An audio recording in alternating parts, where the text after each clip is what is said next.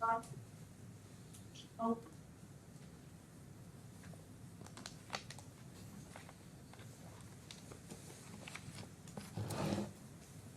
morning, all.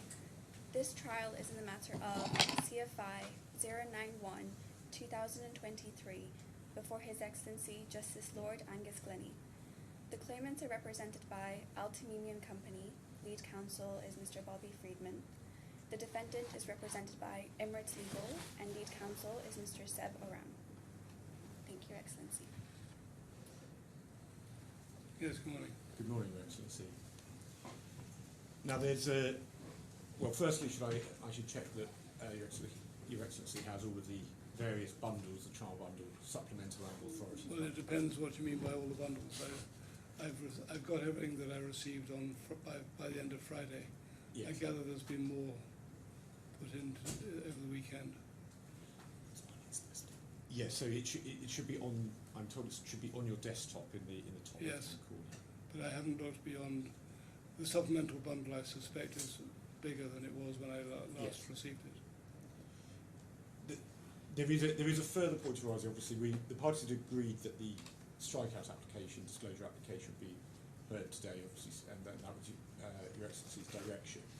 The further issue has arisen in relation to a document that's been included in the supplemental bundle at the request of the defendant. We wrote to the defendant in relation to that document and the consequences of it on Saturday morning. Yesterday, the defendant asserted privilege over that document and said they thought that the document should come out of the bundle. So the defendants put it in? The defendants put it in, yes. Now, the position we're in is as follows. We say that they have no basis for that document not to go in. The rule here is the same as the rule under the CPR, under what is 3120 there. And we say that there's a two-part test, which is, was there an obvious mistake? And the mistake is as to whether the document intended to go in the bundle, not as to the privilege of the document. And secondly, whether it would be inequitable for an injunction to be granted so that the document can't be referred to. We say that... So this assumes, does it, that the document is prima facie privileged? Yes. And you accept that it's prima facie privileged? We do, yes. So the question is whether they've waived, or whatever you like to call it, that privilege?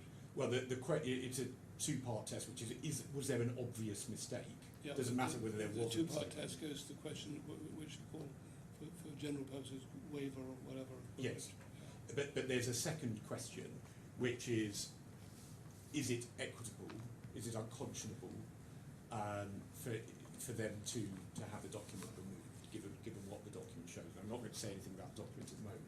Now, I spoke to my learned friend before to try and see if we could at least agree how this might be dealt with. My learned friend hasn't come back to me on that. The issue is as follows. We've suggested to them that it's obvious, as we'll come to, that Your Excellency will need to look at the document, because Your Excellency can't decide, at least on the second part, as to whether it would be inequitable or unconscionable for that document to come out of the trial bundle without seeing what the document says, and without I need to make submissions on that. So the solution we posited was that it be agreed that regardless of the decision that Your Excellency takes, Your Excellency can proceed to hear the trial, because obviously what is not in anyone's interest is that this leads to a derailment of the trial, because it's then said, if you are with my learned friend, well, you've seen the document and you can't determine the trial. So I haven't heard back from my learned friend, so you may want to say something about that. When we spoke before, he suggested that he didn't agree that there is that second part of the test about inequitability. I'm happy to address Your Excellency on that, because it's very clear on the authorities that is part of the test. But perhaps Mr. Oram will say what he proposes. In my submission, that's the obvious way forward. Well, there is another way, I suppose, which would be to see if there's a judge available. Yes, we have just now started making inquiries on that, and I don't think we haven't heard back. So that would be the other way to do it. I mean, my submission, obviously, so it's a matter of Your Excellency, but obviously Your Excellency is well able to put out of your mind a document if you... Well, judges always pretend to be able to do that. Yeah. But it's more difficult than you think. Well, perhaps I'll hear what Mr. Oram's position is, and then we can proceed. Mr. Oram. Right. May I sort of summarise the difficulties? The first relates to whether or not there's a waiver of privilege in that document. Yeah. Ordinarily, in my submission, that is a question that Your Honour would be able to determine, and wouldn't require me to show you the content of what I say is the advice in that email. Yeah. So one looks at the rest of the document, see what it is explaining the bit that will be redacted, and that will form enough of a view as to whether or not what follows is legal advice or the continuum of legal advice. The difficulty arises because my learned friend on the inequitability point wants to rely on the substance of that advice because he says it contradicts the defendant's case. And so the difficulty is the iniquity wouldn't be something that I would ordinarily need to establish for this court to be satisfied that there had been an obvious mistake, or to avoid the grant of injunction, putting it in rather formal terms, but avoiding the document going into the bundle on the established test that both my learned friends and I are pretty close on, but not on all four. That raises the question whether a different judge would be in a position to determine this any better. If all he's looking at is the document, yes. If he's required to analyse the pleadings, to analyse the issue, and then the substance of the advice and iniquity, that's an altogether different task. Given where we are, and given that my learned friend is unlikely to be satisfied because of the reliance that he places on the substance of the advice, and I've taken instructions, and in the event that Your Honour thought it appropriate to look at that advice, then we would be content for this trial to continue in front of Your Honour. We certainly don't want So we'd be content for Your Honour to then proceed with the trial. So we would be reserving a position that Your Honour is being asked to decide, one, whether or not there is privilege in that document, and two, whether it was disclosed in error. That may then raise the question of iniquity, which will be, I gather, my learned friend's argument, that the substance of advice matters. If Your Honour were to reach a result as a result of that exercise, were to reach the conclusion that this is a privileged document in respect of waiver, in respect of which waiver has not been, has not occurred, then Your Honour could rule that that document is not to go into the trial bundle, and can take it out of mind for the purpose of the trial. We would not object to that conduct, and for the trial to continue. So it's my fault, I'm sure. Just to be clear, you don't mind me forming a view about whether it's privileged or not. It's agreed it's privileged. Correct. You don't mind discussing before me whether it's put in by error and whether there's been a voluntary waiver of privilege. Correct. But what then? And then, if Your Honour is against me, then it goes into the bundle, and this problem disappears. If Your Honour is with me, in other words, it is a privileged document, there has been no waiver, we then consent to the trial to continue, and Your Honour will do the best he can to ignore the content of that advice. So you're not suggesting that I shouldn't look at it if I came to that view? I would encourage Your Honour, first of all, to look at the document with the advice redacted. But we don't have the problem that was anticipated of you saying that once I've seen the document I shouldn't hear the case. No. Right. That seems to clear That does clear that up. I mean, I think from the logicality of this, there's no point in separating out the inquiry, in the sense that if Your Honour is with me on the first point, that there wasn't an obvious mistake, then the document goes into the bundle. If Your Excellency is against me on that point, then inequitability arises, and then Your Excellency has to look at the document anyway. So one way or another, the document therefore needs to be looked at for the purposes either of the application or substantively. I think that's agreed. I think, given that this will run on if we don't do it that way, and my clients won't object to Your Honour seeing the substance of the advice, on the basis that then Your Honour will hopefully be able to remove it from one's mind. Yeah. The consequence of doing otherwise is this will run on, and we will come on throughout the trial and in submissions to an underlying gist of something's gone wrong. Yep. Thank you. So I think it would probably make sense in that case to... Are we going to deal with this point first then? Yes, because it is Yeah. really quite relevant to strike out, and it's relevant to the substance of the claim, so I don't put on this Right. document as well. So it probably makes sense in that case to just start with what we're talking about, which is in the supplemental bundle at page 1569.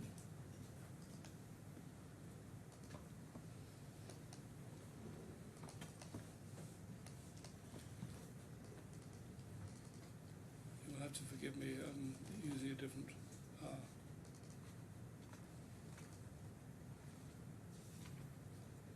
Yes. Anyway, that's one. Page what? 1569.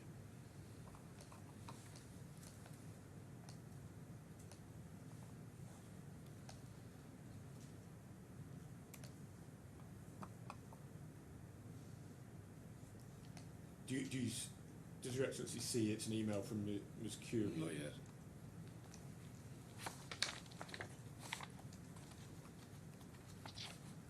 Yes, 20th October. Yes. And the subject line is forward, brief on discussion with lawyer in UAE, Nidal. Yeah.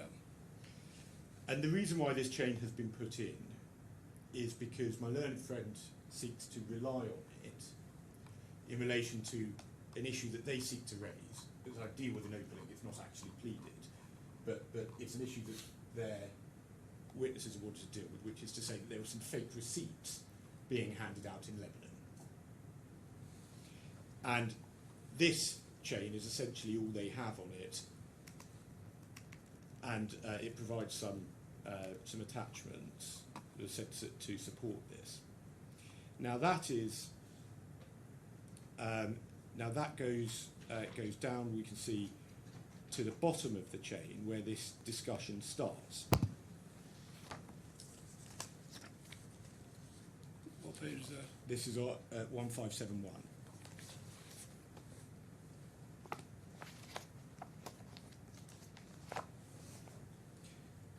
Yeah. Now this is Ms. Curian, who says, "Dear all, please be informed that we had a discussion with the lawyer Kushagra today on the complete case of Access Group for all locations, i.e. Saudi, Iran, Lebanon and Ghana for Spain and Brazil contracts."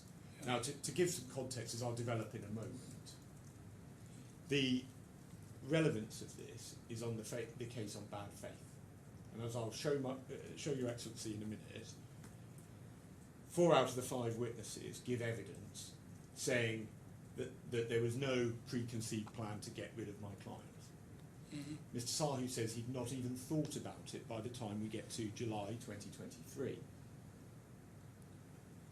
But in fact, what we see is the opposite is obviously true, because Ms. Curian refers to the complete case of Access Group, all of the contracts, then says the lawyer will share the opinion on each scenario post reviewing all of the agreement's email communications, then says about KYC and fees.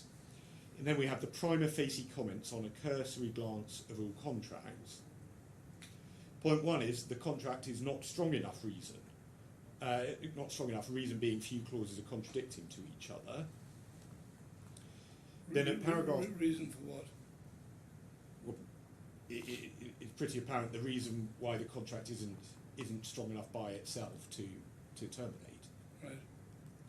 Because what we then see at 2 is that the lawyer referred to the main contract, and then it's referred to the assignment clause. Now this was a point that was not admitted in the defence, so they didn't admit that the contracts had properly been assigned to my client. That's now accepted by my learned friend as a skeleton argument.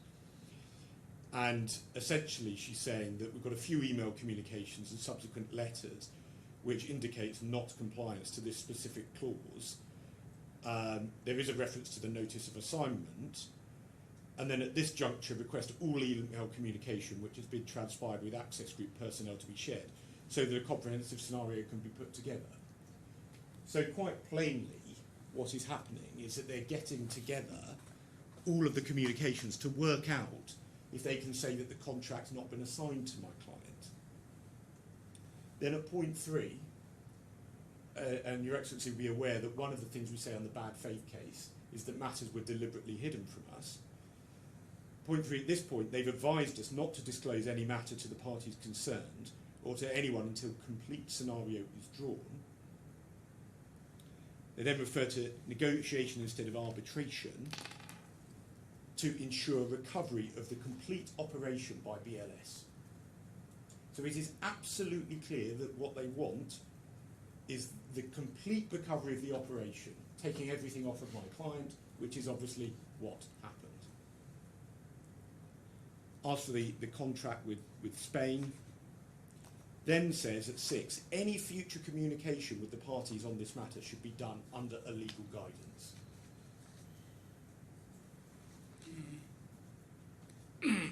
And then they deal with some of the jurisdictional issues and the rules that apply.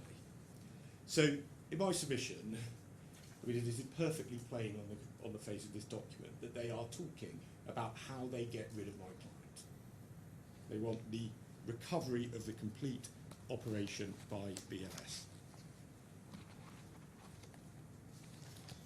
So, if I might now just hand up, sorry for the slightly piecemeal way in which I'm going to do this. Obviously, we only received notice yesterday evening that this point was being taken by my own friend. This is the Yeah.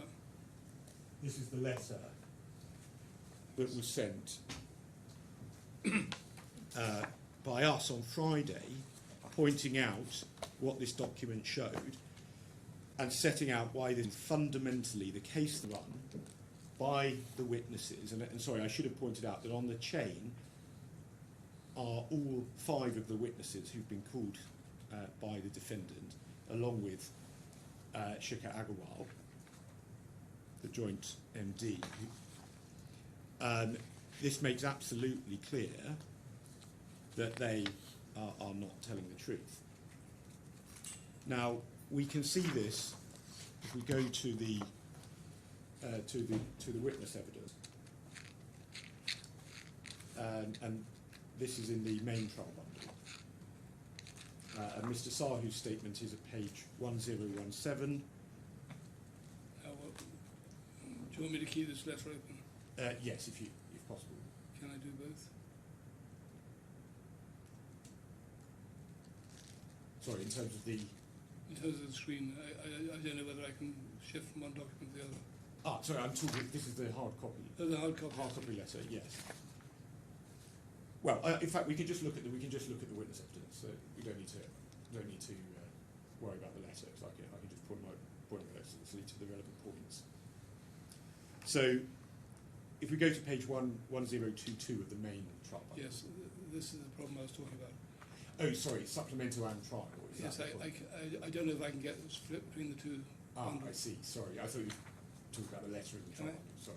How? How do I get the...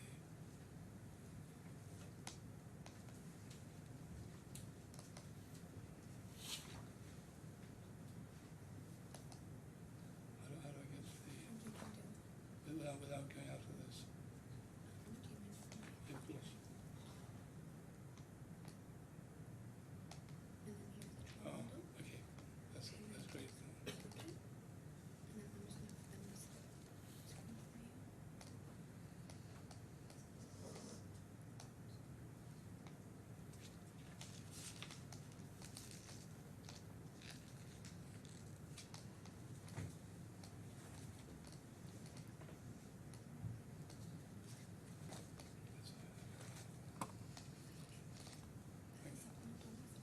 Yeah, thank you very much. Right, what page of the trial bundle? So this is 1022.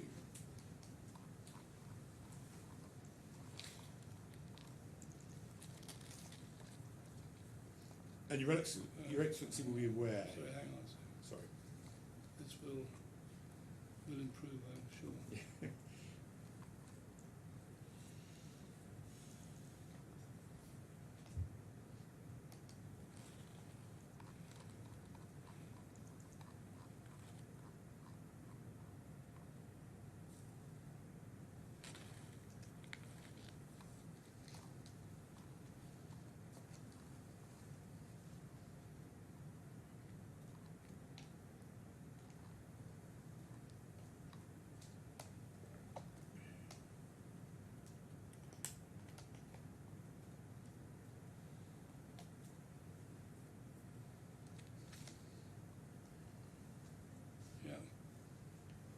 So Your Excellency will be aware that there was an email on the 3rd of July 2023 by which BLS wrote to my client demanding a response by the end of the following day for the commercial proposal. Yeah.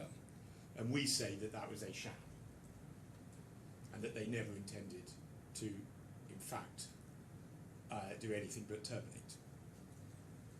And so this is what is addressed by Mr. Sahu in paragraph 22. He says, I understand the claimants assert in these proceedings that these negotiations were not genuine and we'd already decided to replace the claimants, or perhaps we were already competing with them. That is not true. I do not believe that in July 2023 we were even thinking of awarding the subcontract to anybody else. My submission, that is shown to be false evidence by the email in question. It goes on, it's repeated at various other points. For example, at paragraph 35, at page 1025,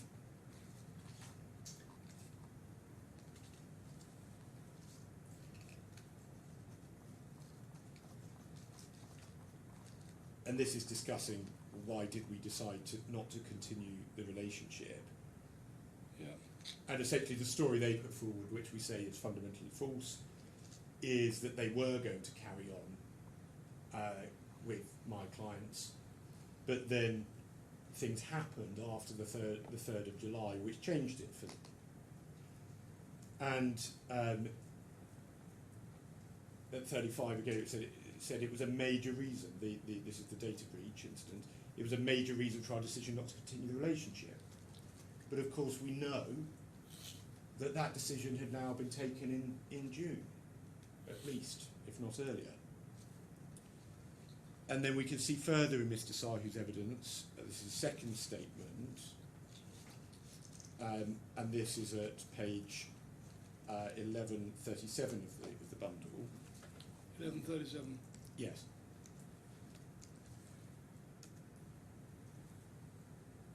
Yep.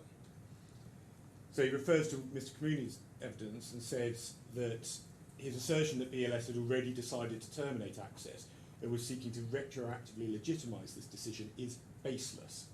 It was because Access declined to provide a commercially viable proposal, i.e. in response to the 3rd of July email, and because of BLS's concerns that I've identified in my first witness statement that happened after the 3rd of July email, that BLS broke off commercial negotiations and ultimately served the termination notices. As I explained in paragraph 22 of JS1, I do not believe that we were thinking of subcontracting to any other partner in July 2023. But when Mr. Comuni provided his first commercial proposal and refused to improve it thereafter, followed shortly after by the discovery of the Tehran data security breach, we started to explore other options in parallel. Now my submission, that can only be false evidence. We know that from that email of the 9th of June. Mr. Anand. I presume you're going to make a similar point about other witnesses. Do Yes. we need to read Well, I that? don't need to go. All I can say is it's set out in our letter. We make the same point about Mr. Anand, about Ms. Kurian and Yep. Mr. Tiara. Yep. Mr. Gupta, although he was on the email chain, doesn't deal with it. So I don't say that about his evidence. But it's not, and the point is it's not just this. Obviously I will be saying, and I want to put it to the witness, I want to put this email to the witnesses, and I will be submitting that they have given dishonest Yep. evidence, but also the fact that 4 witnesses, all 4 of whom were on this chain, all 4 of whom have turned up to give dishonest evidence on this in my submission, says that actually what is happening here is that there's actually a conspiracy in response to our claim to mislead the courts. And I do say it's as serious as that.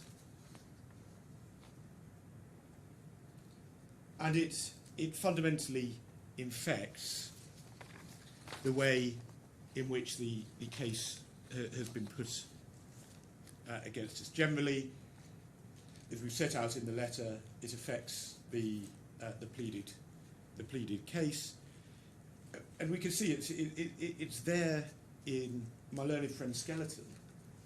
This is at 1746 of the supplementary bundle, where, of course, my learned friend perfectly properly, at the time of writing the skeleton, taking the evidence that his witnesses had put forward, puts this as his side's case. What paragraph? So paragraph 50,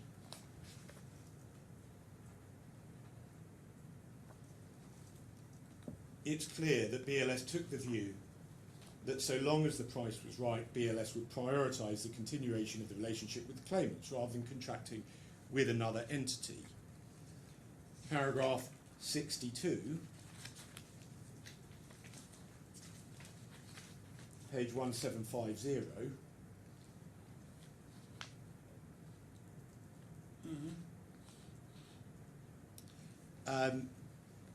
it's saying that negotiations fell apart in August or September 2023. Again, that's just incorrect. They never started because they were a sham.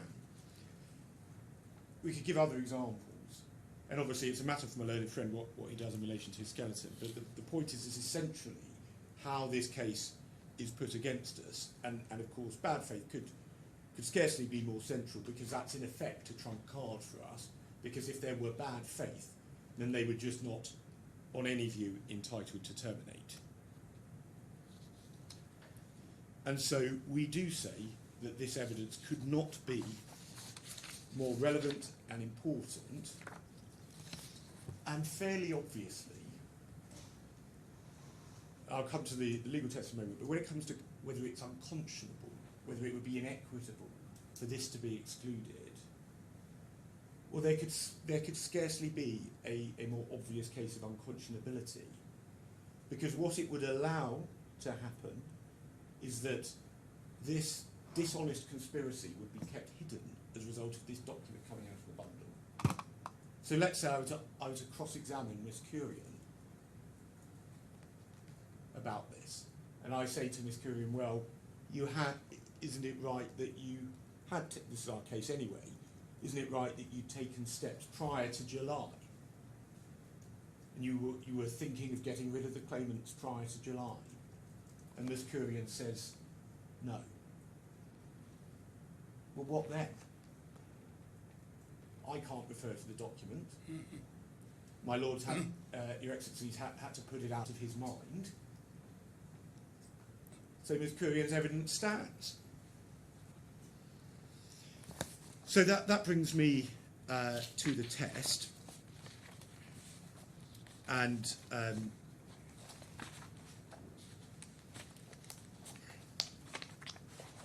I'll deal with the facts on the first part of the test. Again, it may be helpful if I just hand up our letter of yesterday evening, because ultimately my submissions follow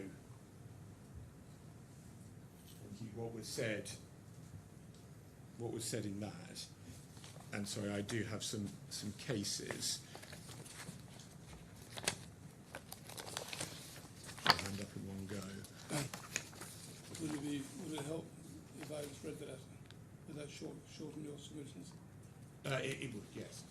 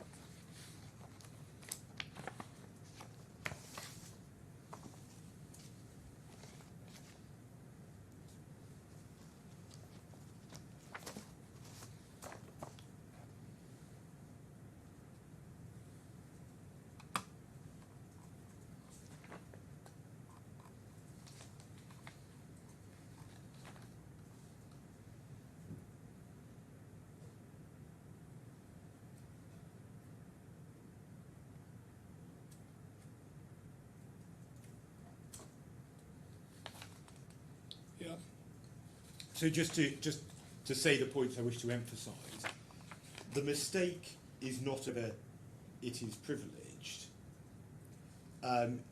It has to be a mistake as to whether the document was disclosed. It's a different point. Yeah. Second point is that it has to be obvious. And then the third point is that, Obvious to whom? well, it's obvious, I think, would be to a reasonable solicitor. To the receiving party. Yes. To the opposite party, in other words. Sorry. To the opposite party. To the opposite party, exactly. Then in Derby and Weldon, it's just to emphasise this point, which is that different considerations apply in relation to the trial bundle. So obviously, as set out in the MMI case that we quote, obviously the prima facie position, the starting point is that you expect it to have been done on purpose. But then if in Derby and Weldon, I would ask your excellencies go to page 673, which is the penultimate page. Yeah. So these are submissions of Mr. Chambers at the bottom at point H. He submits that although the system for filtering out privileged documents on inspection had broken down, and in that case there was a knowledge that that system had broken down, nonetheless the plaintiffs must be taken to waive privilege when they included the documents in the trial bundles. The fact that privileged documents slipped through the net unnoticed in the course of inspection should have led the plaintiffs to exercise great care when it came to the preparation of the trial bundles. And then if we can just jump forward to the final paragraph, I've come to the conclusion of some hesitation that Mr. Chambers' submissions are to be preferred. The situation that arose on discovery and inspection was wholly exceptional.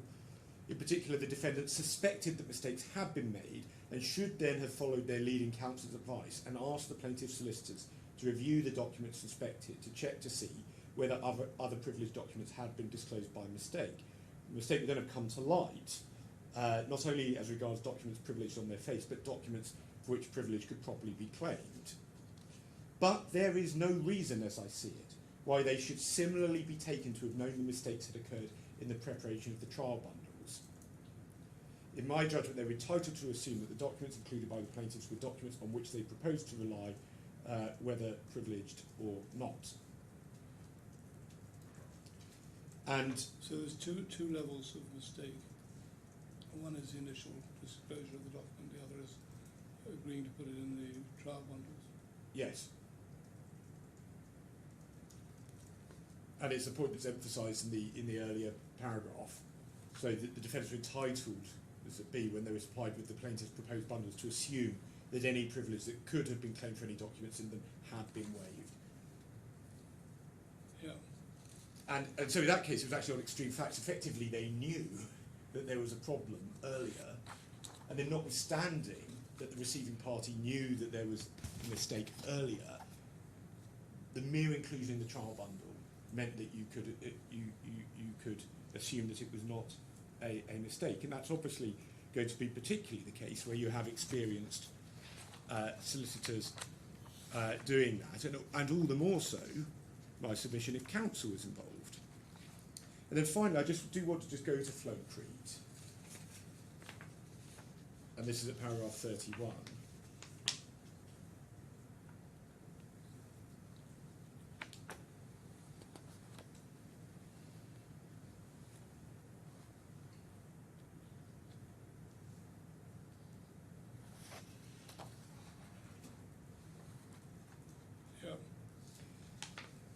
That makes the point clearly that even where there is an obvious mistake, the court still has to consider whether ultimately it is just and equitable to prevent the use of material. So before Mr. Oram told me that he didn't accept that was part of the test, so, but in my submission that's just wrong. And as the court would say there, this will include consideration of issues such as whether there's been delay, a lack of clean hands and public interest. And then an example is given at 32, citing Pickett and Balkind, and it was where the alleged wrong was that an expert had received comments and suggestions on a joint report in what the court described as a potentially serious breach of the TCC. And Paul Matthews, sits as a High Court judge, referred to because of iniquity, and then this is going over the page, but says the use of that old-fashioned, now somewhat pejorative word suggests that the wrong disclosed must amount to a serious crime, or at least a serious tort. I prefer to think in terms of whether in such circumstances it would be unconscionable for the recipient in the circumstances to seek to rely on the document to protect its, or possibly the public's or a third party's interests. If it would not be unconscionable, then it would not be appropriate to grant an injunction. And then the point was taken in that case that unconscionability wasn't the test and it was too low, and then that was rejected. So the court makes clear that one doesn't need to have anything higher than unconscionability.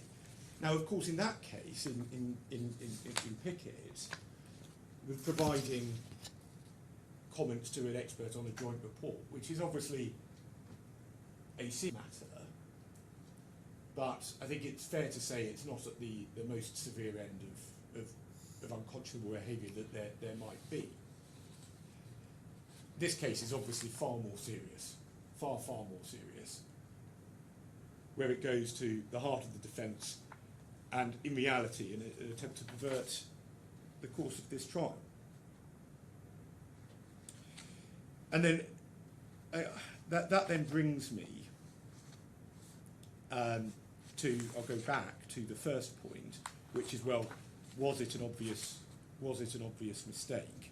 And again, I have copies of the correspondence here, which might help if I just hand them up.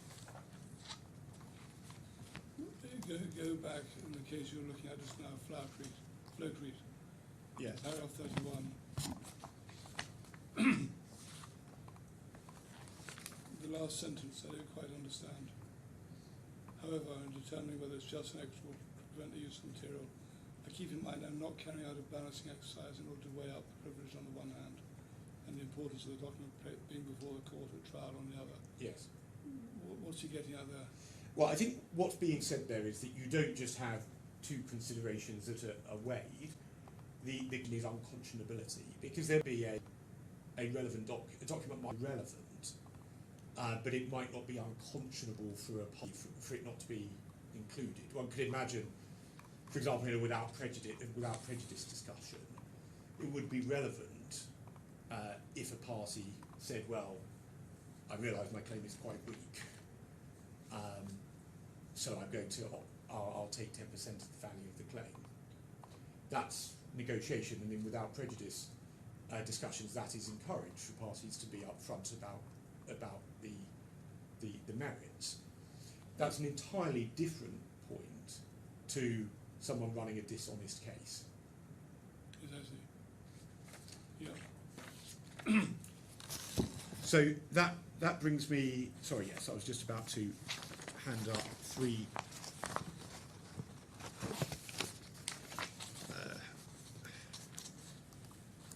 sets of materials. So this is just to show what was said and how it was provided.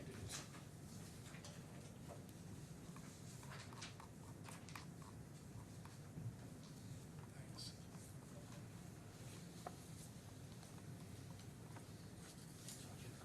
Oh yes.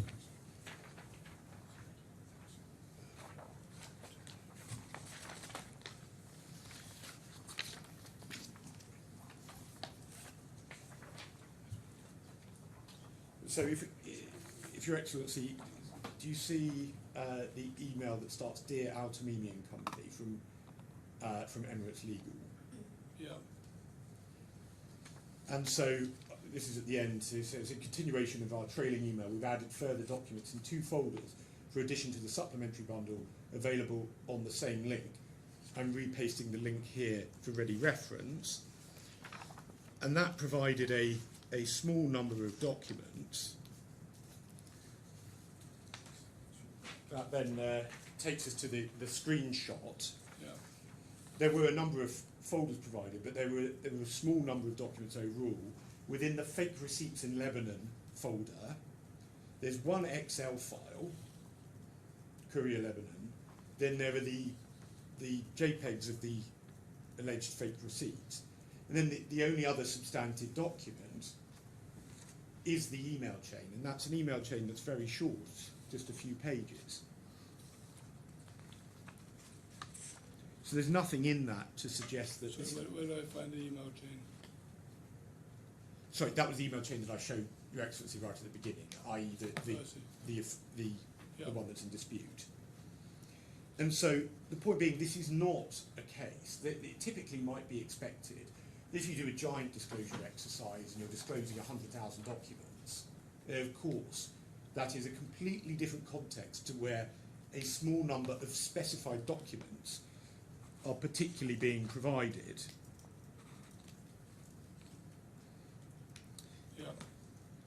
And in fact, I think I may have misled the court inadvertently there. I think it's actually over the page, it's the email, I think, where actually these ones were provided. You say over the page. I didn't have it over the page. In the clip of correspondence, Dear Aluminium Company, All right. over the page of that, should be another email started, Dear Aluminium Company.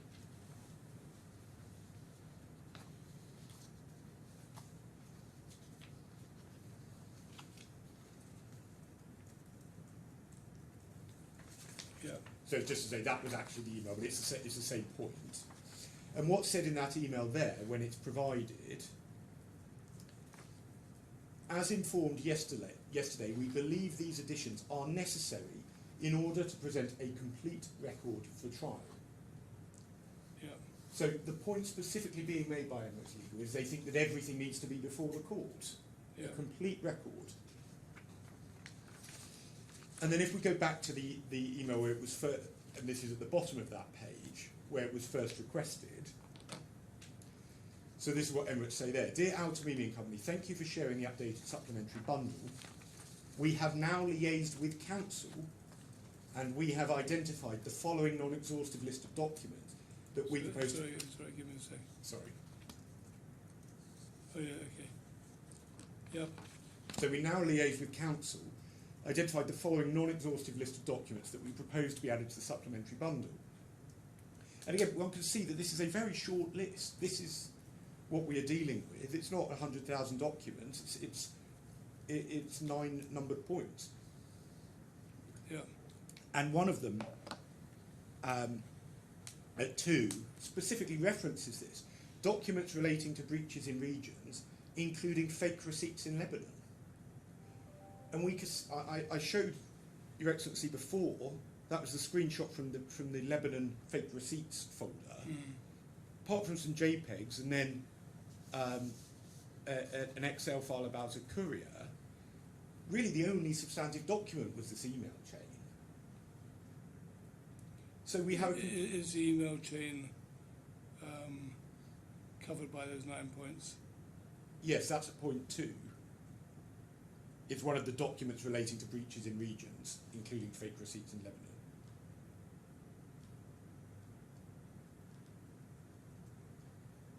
Yeah. So what we have here is a small number of documents, specifically reviewed by Council, specifically reviewed by the solicitors, by the lawyers. We then have a further follow-up, making clear that they want a complete record, and then we have, for this issue clearly wanting to be in there about fake receipts, and then they have just a handful of documents. And the email chain itself is very short. And there are all sorts of reasons why they might have thought it useful to include it. And so, again, it goes back to Derby and Weldon, particularly when it comes to a trial bundle. That is a reason that it can be taken that, regardless of privilege, they want it to be included. And then the final point to note is there's just the one other email chain, which if Your Excellency looks on the second page, has some red writing in the right-hand column. Second page of which document? So this is one of the other ones that I just handed up. It should be a stapled. Yeah.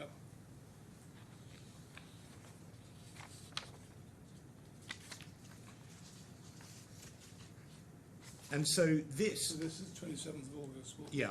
What date was the It's 26th of August. 26th of August. But it's just to follow up, that at point 9, which is on page 4, so this is, the table is the document, my solicitor's response, and then in the red is Emirates Legal for the defendant's response. Again, making clear that these documents we will include these documents in the supplemental bundle, and they say noted. So they made. So that was number 9, was it? Yes, number 9.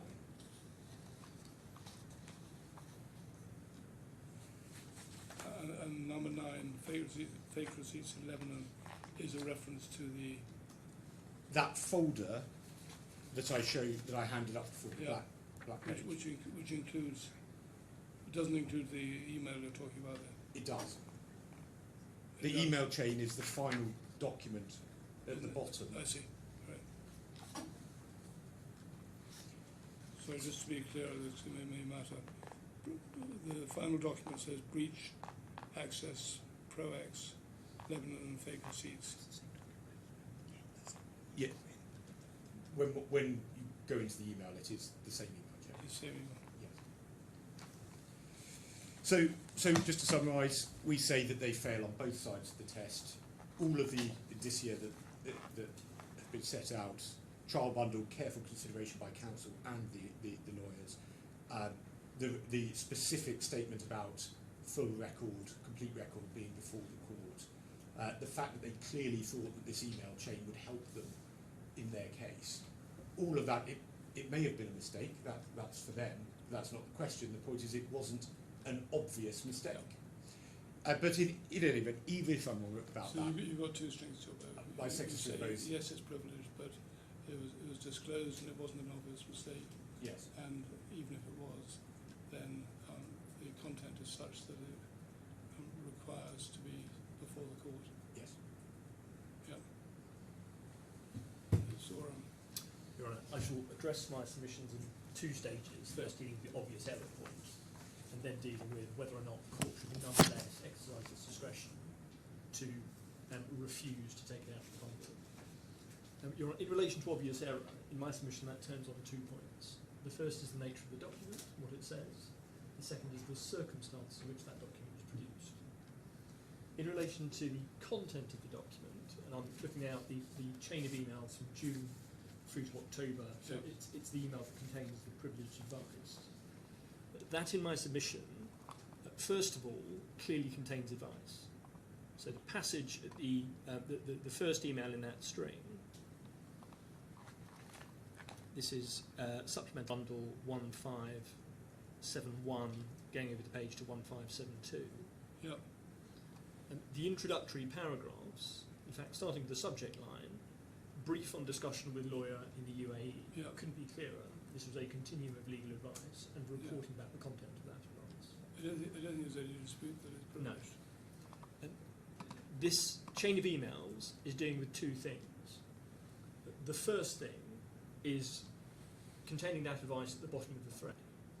The thing that it does in the later emails on the thread is collating information which is then passed on when we come to disclosure to the lawyers in this case to be provided over.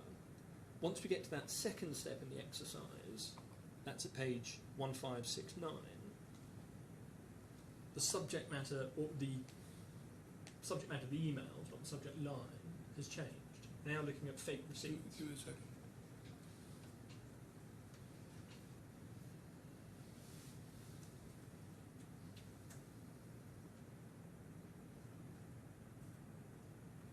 Yeah.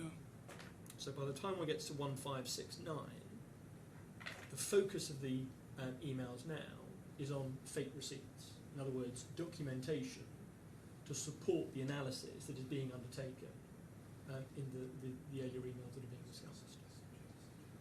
Not the subject line, the subject matter of the content of the discussion. So the subject line stays the same, but the content of the discussion has changed. And that's the document itself.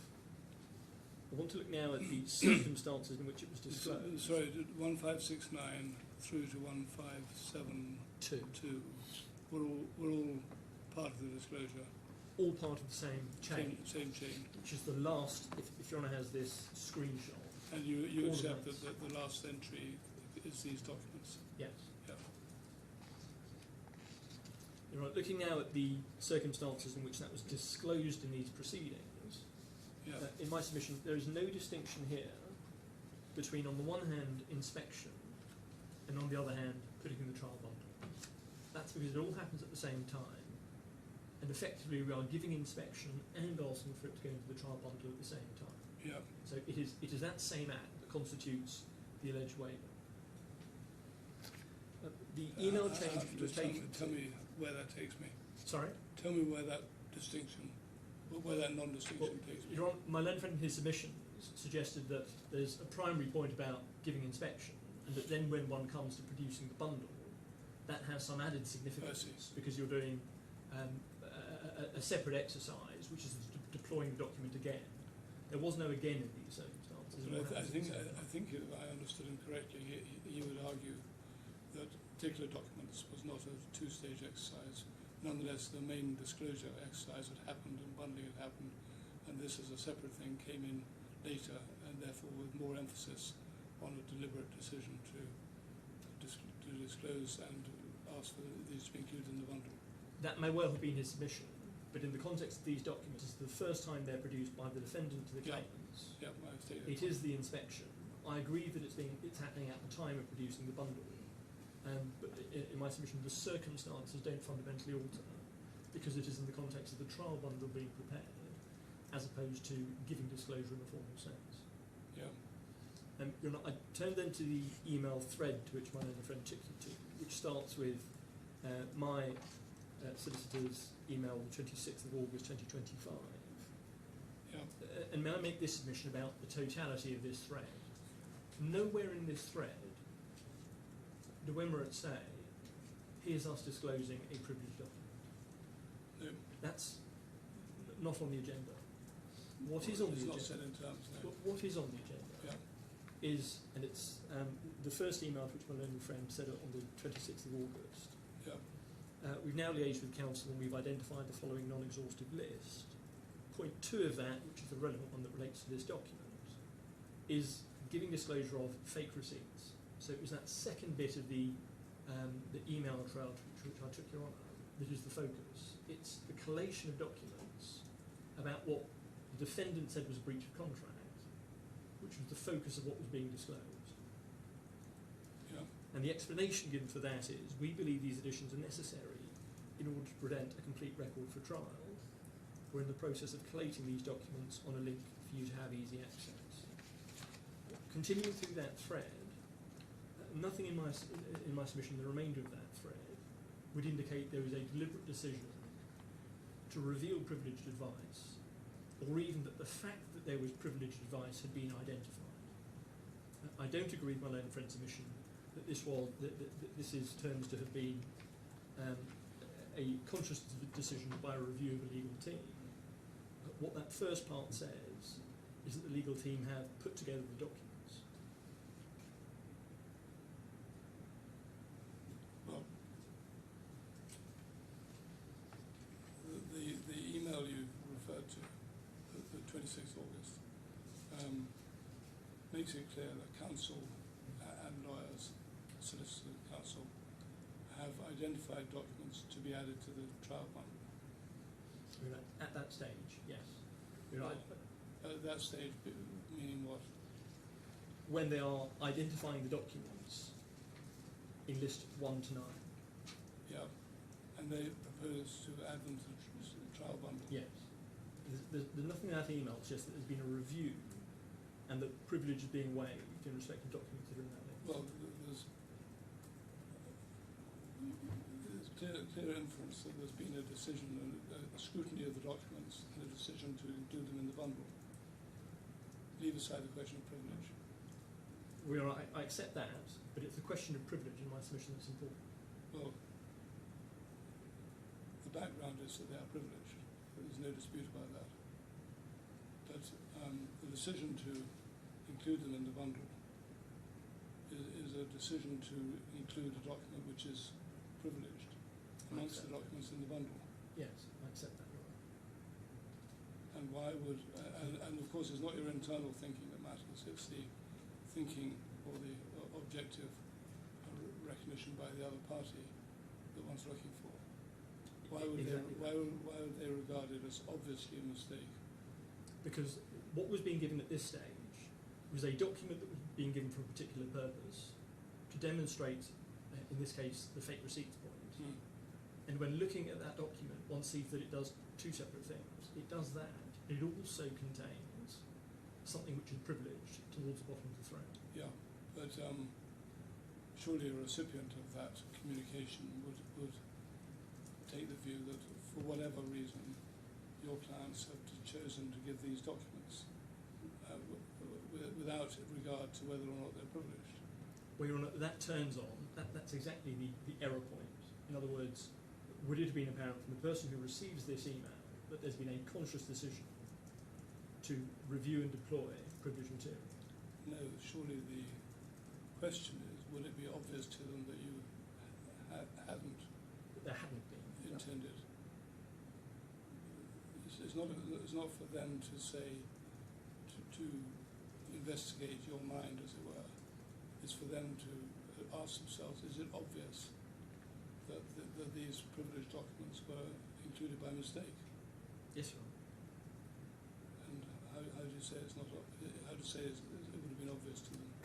Well, Your Honour, in my submission, that turns on the points that I've submitted. The first is the content of the document. The second, the circumstance in which it was disclosed. And in relation to the latter, there is nothing in this thread that suggests that this was a conscious decision. Oh, I'm sorry, I'm having difficulty understanding that point. It's probably my fault, so try again if you think it worthwhile. But what the first two lines on top of the page is we have now liaised with counsel, have identified the following documents that we propose to be added to the trial bundle. Then it lists these documents. These additions are necessary to present a complete record for trial, and then goes on again to making sure they are added to the supplementary trial bundle. So, clear decision, communicated to the other side that these documents have been looked at, and a decision has been made to include them. Your Honour, I don't want to repeat my submissions, but I see Your Honour's formed a view as to forming views of what this email is communicating. In my submission, the fair reading of this email is that they had reviewed for the purpose that's described in that list 1 to 9, and that point 2 had identified the reason it was being given. Now, I don't, in my submission, it doesn't go further than that. I identified there was an identification of its content as containing privileged material, and that was a conscious decision to provide that to the claimants. That's, in my submission, obvious from a reading of the email chain itself, which did two things, and about the circumstances in which it was disclosed, both the way in which it's described here, and in my submission, the time pressure under which this is being done, which Your Honour will come to when we come to the contents of the strikeout application. This is all being done in the last few days before trial, in circumstances where Your Honour will have seen from the last few days' activity, there has been a mammoth task being undertaken by the defendant's team, and where slips were going to happen. All of that was known to the claimants, because they are responsible for the trial preparation. Well, I can understand that if an email had said, look, here's lots more documents relating to the stuff, we think we want to include them. Your Honour, I don't think I can take this point further. May I? Yeah. If I'm against you on this point, we don't go into the next point, do we? Correct. Well, I am against you on this point. And I think it's probably a good thing not to go further into the next point until we hear how the trial develops. So be it, Your Honour.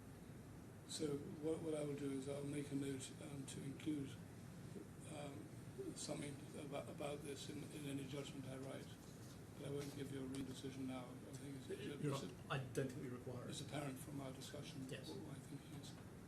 Thank you very much. I'm grateful. I'm just looking at the time. Now we can be Sort of clocking this bit. my watch is about 11:06. Yeah. So what are you, having looked at the time, what are you saying? With it for the transcribed break, I see. or we can carry on a bit longer. The transcriber, where is the transcriber? In London, I'm told. I think we've normally worked on the basis that after an hour and a quarter, hour and 20 minutes or so, so if we can use the time sensibly, otherwise we stretch it a bit at the back end of the morning. No, absolutely. I'm not going to carry on. I think that therefore brings me to the strikeout application. Yes. And if I may check that Your Excellency has my skeleton afterwards on that. I do. I'm grateful. Yes, I do. Sorry.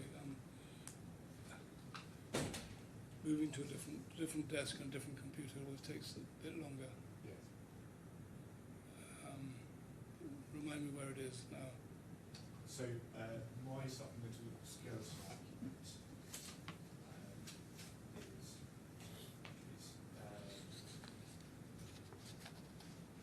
that is in the supplemental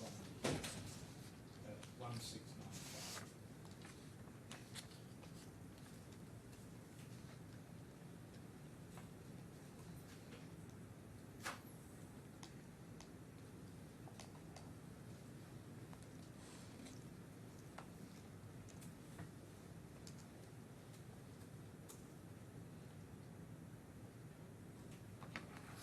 1695. Oh, sorry. So would it be helpful for Your Excellency to get separate paper copies of the skeleton? Yes, I've got a paper copy of your main skeleton. I see. It'd be helpful if you could produce a paper copy of your strikeout skeleton. Yes, I'm sure we can get that. That's all promised. I've got it now. I'm grateful. So, as Your Excellency will be aware, the orders we seek are firstly an order finding that there has been a failure to comply with the court rules concerning production. And secondly, we seek an order given what we say are fundamental and deliberate failures in relation to production, that the defence be struck out on the basis that we would not receive a fair trial given the failure to provide production. And secondly, and relatedly, that also the time spent at trial dealing with issues such as destruction of documents would also be disproportionate. So that's a further reason. And of course, in the alternative, if you're against me on my primary submissions, we do ask that adverse inferences be drawn from this failure. Yes, but I can't make a blanket ruling that adverse inferences be drawn. Surely that's a matter for looking at the particular submissions at the end and saying that there is material here which, had it been disclosed, might have said this, and therefore you should draw inferences. Yes, I mean, I accept this in relation to adverse inferences. It may be that Your Excellency wishes to wait until the end of trial, effectively to rule on that, to take it into account. But it would be ruling issue by issue, or sub-issue by sub-issue, not a general ruling. Well, there's been failure to disclose, therefore I'll draw every inference possible against the defendant. Sorry, I'm exaggerating. Yes, well, but I mean, what it would be to say, he says he did this for some reason or other, and I will therefore look at the disclosure, assess that evidence in the light of it, and be prepared to draw an inference adverse, if necessary, on that particular issue. yes, albeit I would go further than that, which is to say, and this is what we are getting at this, which is the starting point is that on each and every issue there has not been full disclosure. And so the way Your Excellency put it, I would say slightly the other way round, which is to sort of to say, well, are there, what are the what documents missing? But it seems to me that the relevance of missing documents goes to the issue to which they would have gone if they had been disclosed. disclosed. Yes, and there are certain issues. So I'm not making any assumption about non-disclosure, just simply so I wasn't concerned. Well, let me give one example of a point, and I make this clear in terms of strikeout, that this, because obviously strikeout is to be looked at in the round, and obviously it can be partial or full strikeout. I do accept, for example, that in relation to one narrow issue, which is what follows from the agreed fact that BLS is now running the business in Saudi Arabia, in relation to the non-compete clause, that's something where actually it's common ground that they have taken over that business. So I accept, for example, on that point, in relation to non-compete prior to termination, and around the point of termination, but in terms of that longer term aspect, that one point, that one factual point, for example, I accept is agreed. So I accept in relation to that, there's no need to draw an adverse inference. And so it can be looked at in that way. But nonetheless, as I say, it's the starting point, which is that it would be finding that they have not given proper production, and therefore there should be an assumption that there are other documents that would be available if production had been given, and in those circumstances it's to be assumed that those documents would be adverse. The relevance of that would then need to be judged on an issue by issue basis, but that is a common theme across all of those issues because we don't have those documents, as I'll come to, because of failures on the part of BLS. Right. But as I say, my primary submission is that this is just a case of strikeout, because we say there cannot be a fair trial. Well, let's assume, I don't want to cut you off, but assume I was with you Yes. and I struck out the defence and gave judgment. Yes. What then? There's an appeal. The court hearing the appeal thinks I went too far. You've lost your trial date. You've wasted all the expense of coming to court. You're a year down the line, and what happens then? Well, so be it. I mean, I think what would happen, my submission, what would happen would be your decision would be upheld on appeal. But I'm thinking about timing. Well, I mean, in many cases, the strikeout application happens long before the Yes. date for trial. But we're now on the first morning of the trial. Yes. We've got 10 days set aside, 9 days set aside. Yes. But ultimately, if as I'll submit is correct, Your Excellency reaches the view that there cannot be a fair trial, it's pointless going ahead, because all that would serve to do would be to spend a further 9 days on an unfair trial. Now, of course, in any case, Your Excellency could give judgments in this case on one basis and say, well, I don't feel it necessary to decide this other point.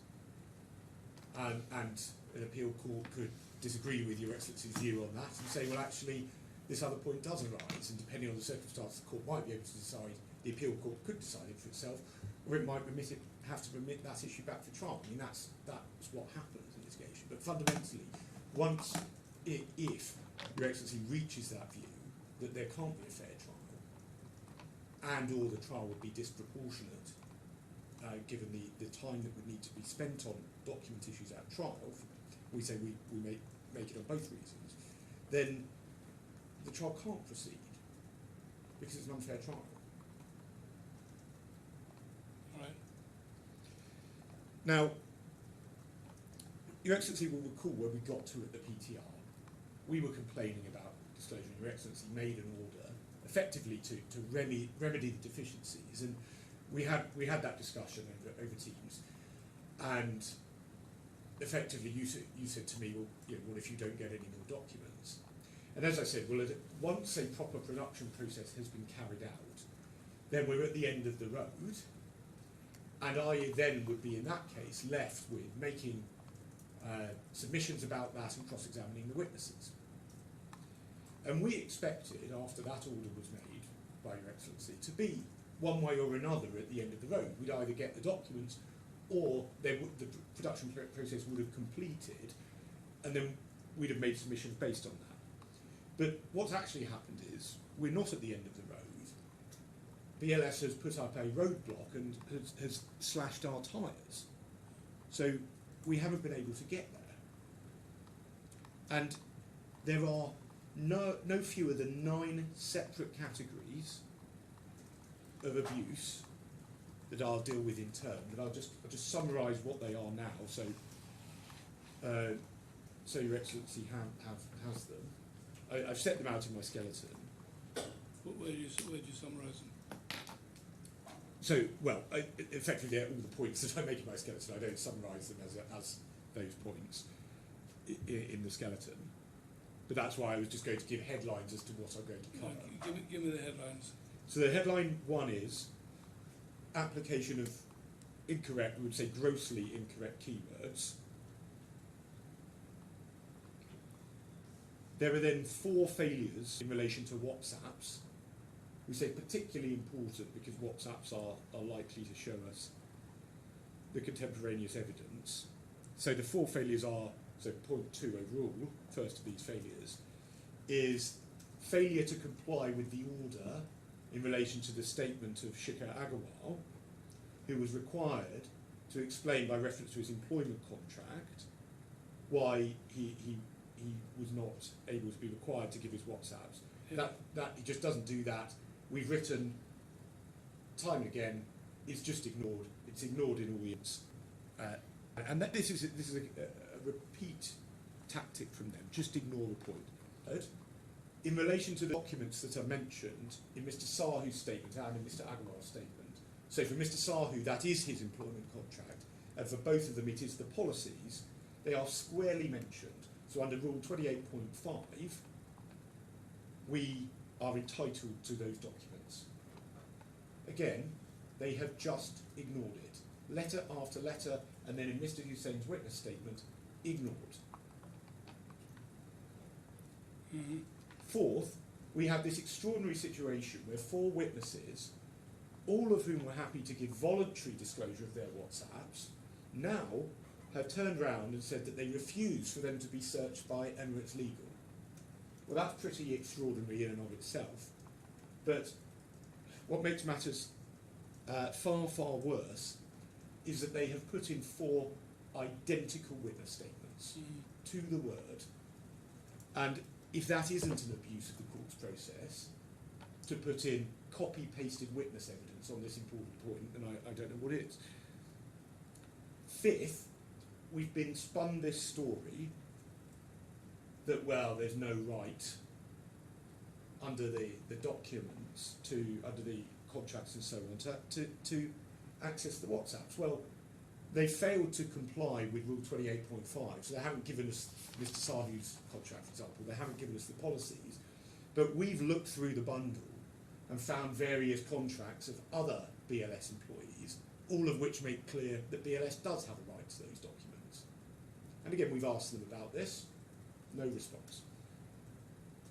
Sixth, the purpose of the order, the mischief, as Your Excellency will recall last time, was that BLS was marking its own homework, that Emirates Legal hadn't conducted the searches, and then the parties carefully negotiated after that hearing the consent order that was then entered into, making clear what Emirates Legal specifically had to do, and then they've just ignored it.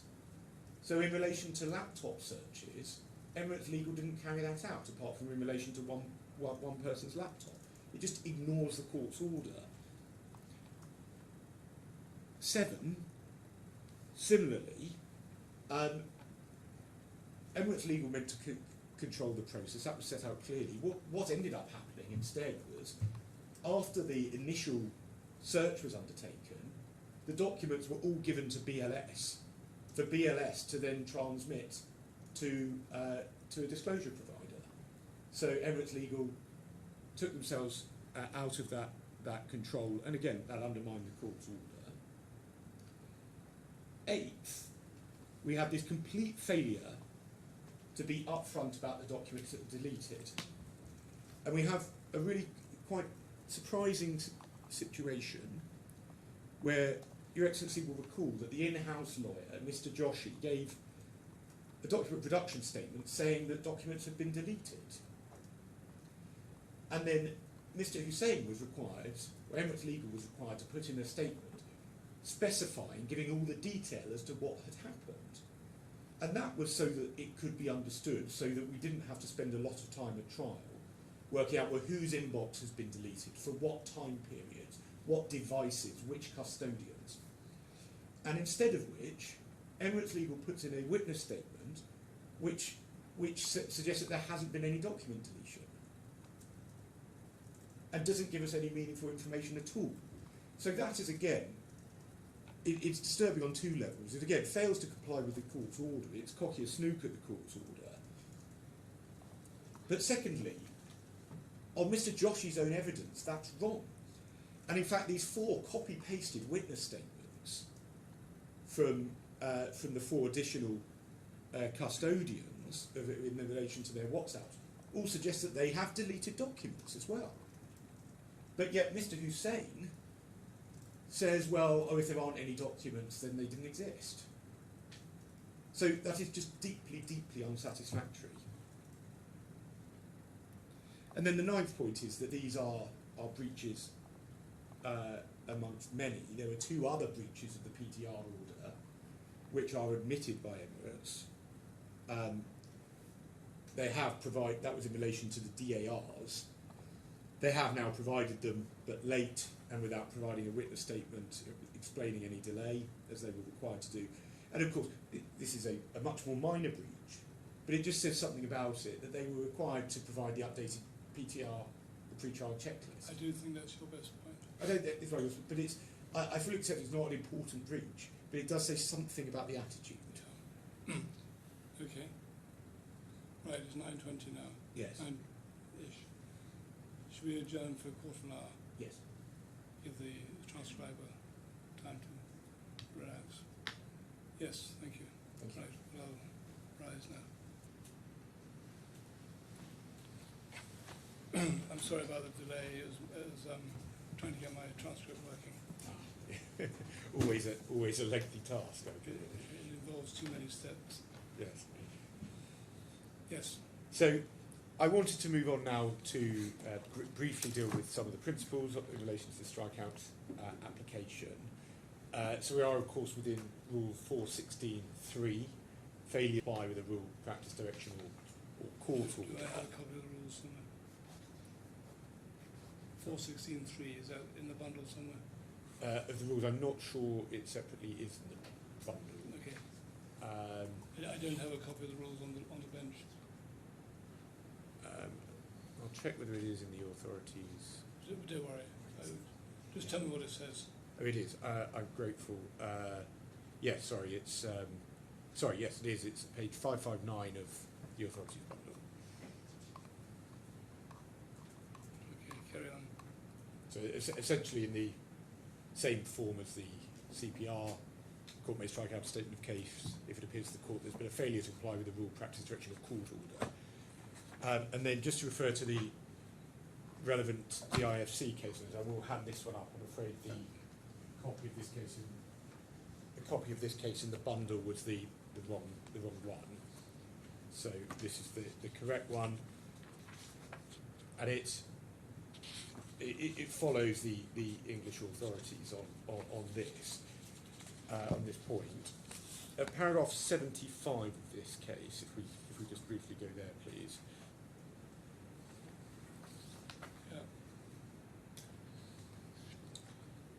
And it said that can strike out a claim for non-compliance. It's an extreme step, only in exceptional circumstances.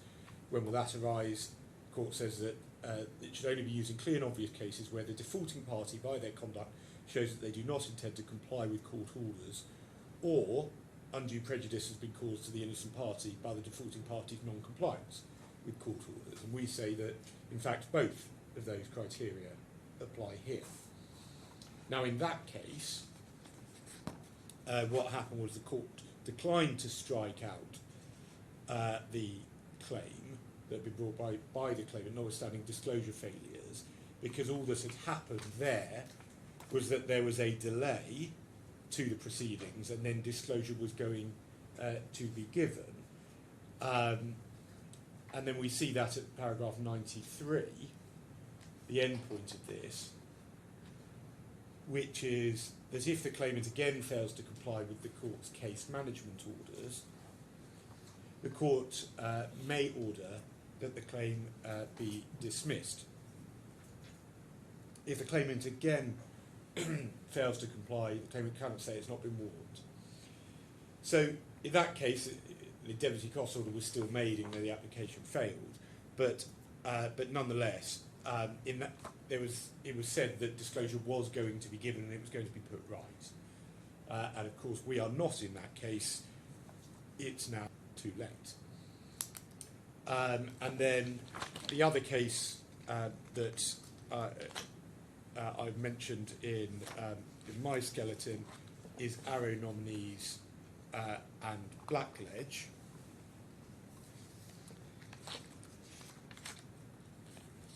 And we can pick that up if Your Excellency looks at paragraph 39 of my skeleton argument, probably most conveniently just taken from there. Paragraph what? Paragraph 39. Yeah.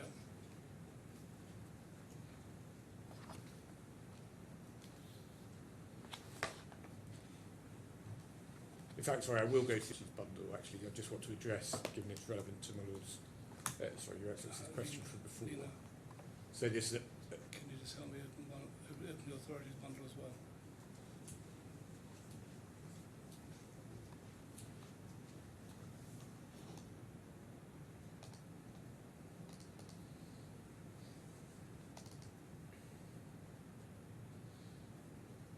Okay, thanks.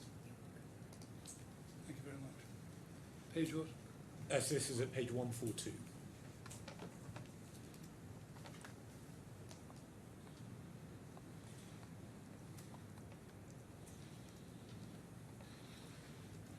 Yeah. So it's at paragraph 53, and it was really that question that Your Excellency asked me before. And so Lord Justice Chadwick says that I take the view that it was wrong for the judge to allow the petition to proceed once he had reached the conclusion that there was a substantial risk that the allegations in relation to the disputed terms of the 1994 agreement were incapable of a fair trial. So if there is a substantial risk that it's incapable of fair trial, the answer is you can't let it proceed. Mm-hmm. Then at paragraph 54, it would be open to this court to allow the appeal against the judge's refusal to strike out the petition on that ground alone. And then it said that the appeal will be allowed on a second and additional ground. Yeah. So that the object of the rules as to discovery is to secure the fair trial of the action in accordance with the due process of the court. A party is not to be deprived of his right to a proper trial as a penalty for disobedience of those rules, even if such a disobedience amounts to contempt for or defiance of the court, if that object is ultimately secured by, for example, the late production of a document which has been withheld. But where a litigant's conduct puts the fairness of the trial in jeopardy, where it's such that any judgment in favour of the litigant would have to be regarded as unsafe, or where it amounts to such an abuse of the process of the court as to render further proceedings unsatisfactory and to prevent the court from doing justice, the court is entitled, indeed I would hold bound, to refuse to allow that litigant to take further part in the proceedings, and where appropriate, to determine the proceedings against him. The reason is that it's no part of the court's function to proceed to trial. If to do so would give rise to a substantial risk of injustice. The function of the court is to do justice between the parties, not to allow its process to be used as a means of achieving injustice. A litigant who's demonstrated that he's determined to pursue proceedings with the object preventing a fair trial has forfeited his right to take part in the trial. His object is inimical to the process which he purports to invoke. And that was reflected in the Vision case as to the two reasons. So one is there a substantial risk that there's going to be a fair trial, that there can't be a fair trial? Or is it the case that a litigant demonstrates that it's determined to pursue proceedings with the object of preventing a fair trial. And we say, and obviously either is sufficient, and we say both applies.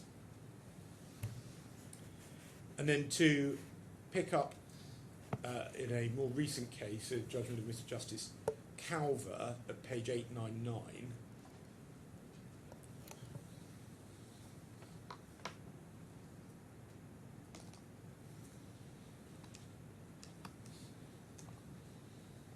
Yeah. And this dealt with a case of destruction of relevant documents.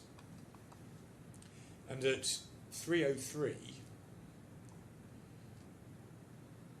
the learned judge said that the starting point in a case of deliberate destruction of documents is that if a fair trial of the action cannot then take place, the destroying party's case should be struck out. So it again reiterates that the issue is whether there can be a fair trial.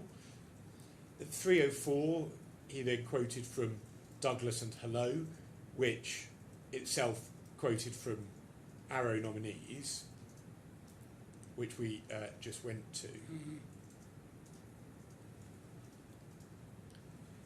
And 305, he deals with the position concerning destruction of documents, and then at 306 refers to Dodorian and Sims, Lady Justice Arden, a litigant who's demonstrated that he's determined to pursue proceedings with the object of preventing a fair trial is not to be taken to have forfeited his right in every case. If the litigant's conduct has put the fairness of the trial in jeopardy, the court's power to strike out the proceedings was not a penalty for disobedience with the rules. And then at 308, and this is a point that pertains to destruction, where the defaulting party has been less than candid about the destruction exercise, of course we say we're in entirely that position here, the court may consider it cannot be sure exactly how widespread the destruction has been and what its effect will be, and thus may find it more difficult to reach a conclusion that a fair trial is still possible. So this is a specific destruction point that applies in addition. And then Mr. Justice Calver sets out why it's different where the position is determined after a trial. And then he goes on, in that case, he declines to strike out, but holds that there should be adverse inferences. Doesn't Hollander put it rather the odd way round? I'd have thought the better way of putting it was, thus may find it more difficult to reach a conclusion that a fair trial is not possible. No, it's... I know that's what Hollander says and what Mr. Justice Calvert seems to say, but I wonder whether that's right. Well, where the difficulty is that wherever a party hasn't been... this is a...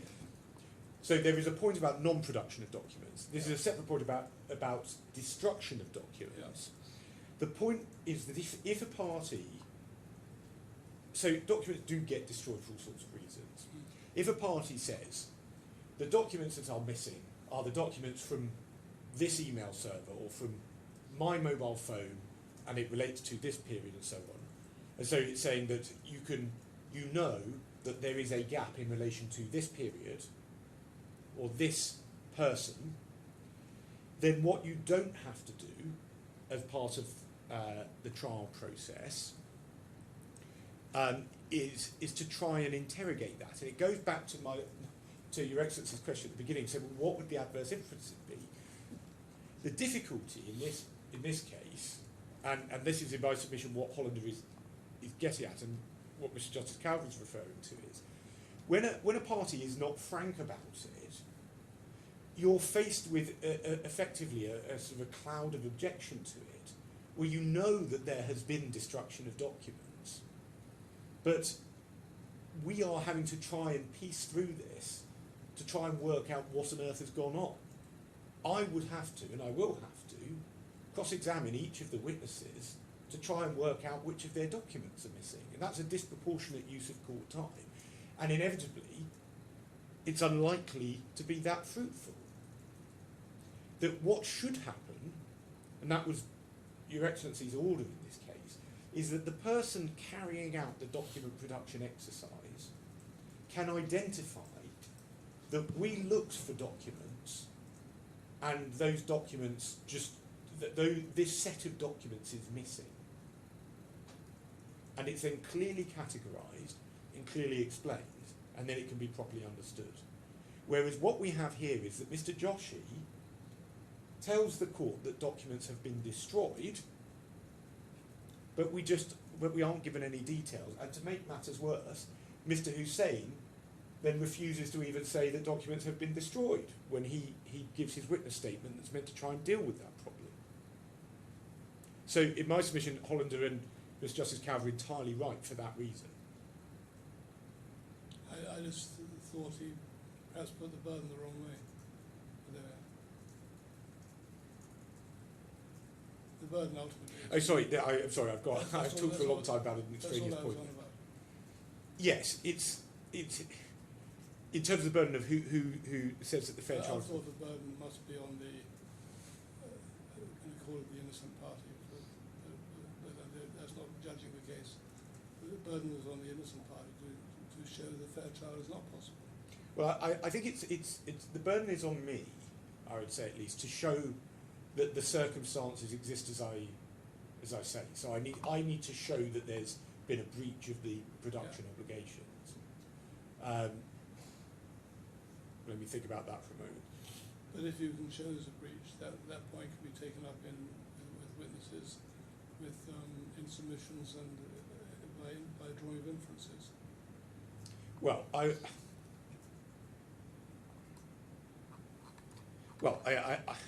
would say that this is ultimately authority on the point. The point would be where it is found that a party has acted in default. It would be for them to persuade the courts that ultimately their actions haven't prejudiced the trial.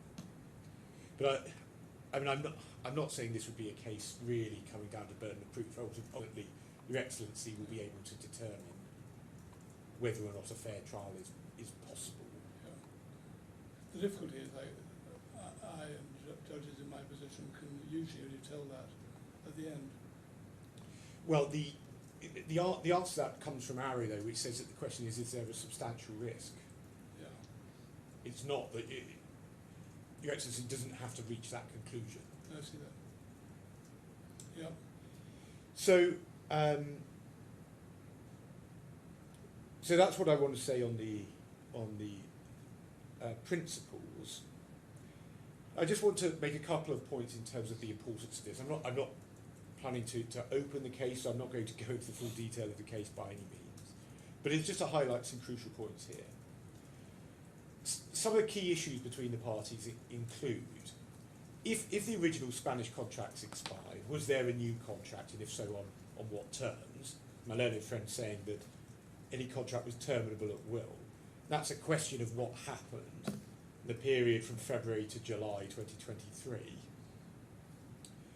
And then the key point, it's one we've already talked about this morning, is about bad faith and abuse of rights, which, as I described it earlier, is effectively, on the termination case, a trump card, we say for us.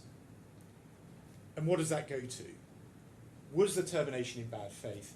Was there a sham negotiation process? And in fact, a preordained termination that was covered up? Was my client misled? Was the true plan deliberately kept quiet? And then we have competition. Was there an intention to compete with my client? Specifically, what happened by way of competition? And that involves issues, for example, such as, well, were my client's employees targeted with the involvement of the defendant? What precise systems were set up by the defendant whilst the contracts, at a time prior to the purported termination? And for these latter points in particular, bad faith and competition and so on, this is obviously a case of information asymmetry. And given the nature of the allegations, it's such that documents well be expected or could be suppressed, because these are people who are said to have acted in bad faith. Now, we've set out in our 13th and the 30th of June letters all of the defects, and we dealt with them at the PTR. I'm not planning to go back over them, and part of the reason is that it is common ground that although some documents, I do accept some documents were provided by way of a further production round, very little was provided, and that's Mr. Hussein's own evidence in Hussein 4, and he refers to that. I don't think we need to pick it up, but at paragraph 35 he says that there were few additional documents. So that's agreed between the parties. Can I just interrupt you? It'd be very boring. Yes. My transcript screen has gone blank. Ah. But it hasn't gone blank, it's just stopped, and now it's gone back to the beginning of the day. Perhaps we can hopefully hear something I from think them. my clerk will be able to help.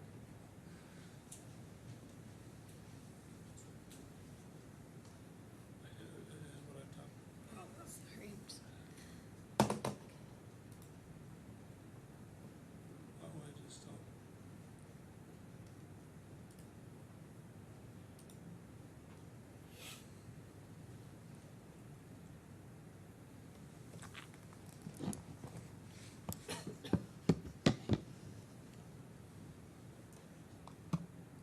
I think it should be working now. Thank you. Yeah, it's working again apparently. I'm grateful. I've just been asked whether Mr. Oran would mind turning off his microphone. I thought there's some feedback for the transcriber. Not how I do that. If you tap it sometime. If you would mind doing the same for both, that would be much appreciated, I gather. So, I do just want to just give an example of some of the missing things. If we go in the trial bundle Yeah. to 3607,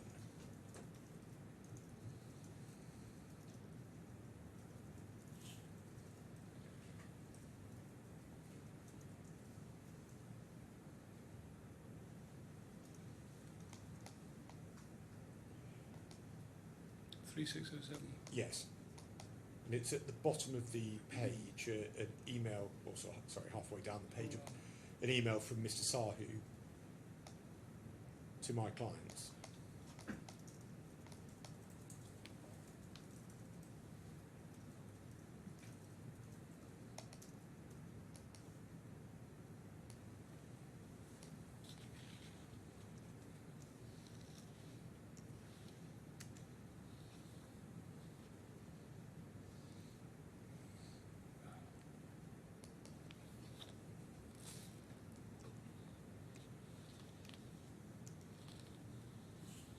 Yep.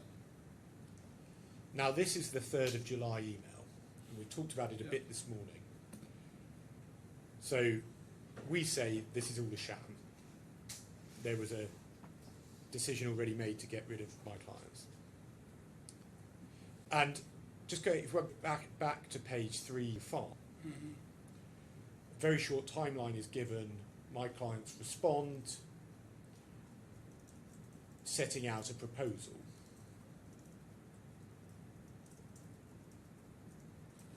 Yeah. Then at 3604, we can see Mr. Sahu responds on the 7th of July, Yeah. and then essentially going back through the pages 3603, there's a response from Mr. Kamuni on the 8th of July. 3602, Mr. Sahu responds to him, and then further correspondence goes on and on. But the point is that although we have this email chain, which obviously my clients had, there is not a single document that goes behind it on the BLS side. So there's not a single response to this. No discussion of it. No, go back to him and say this. What do you think of this? And that is, this would go to the heart of the bad faith case. And we have seen the document this morning, which in my submission shows why it's all a fundamentally dishonest case that's run by BLS. And the documents behind this would show it. We don't have a single one.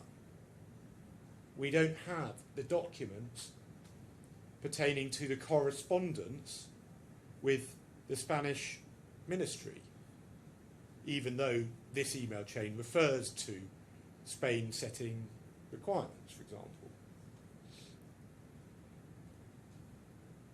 And another example, in relation to Saudi, where it's said by BLS, well, we were doing a destination management company, then we changed very close to the termination to suddenly just run these application centres ourselves.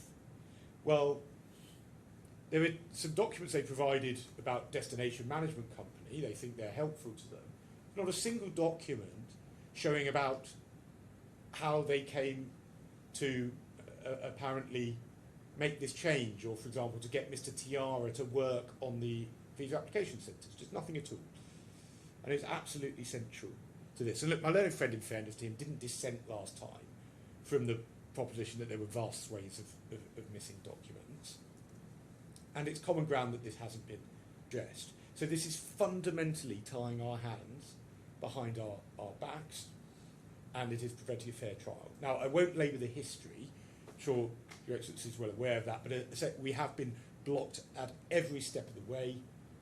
We had to make an application in May 2024 for documents relied on in their statement of case.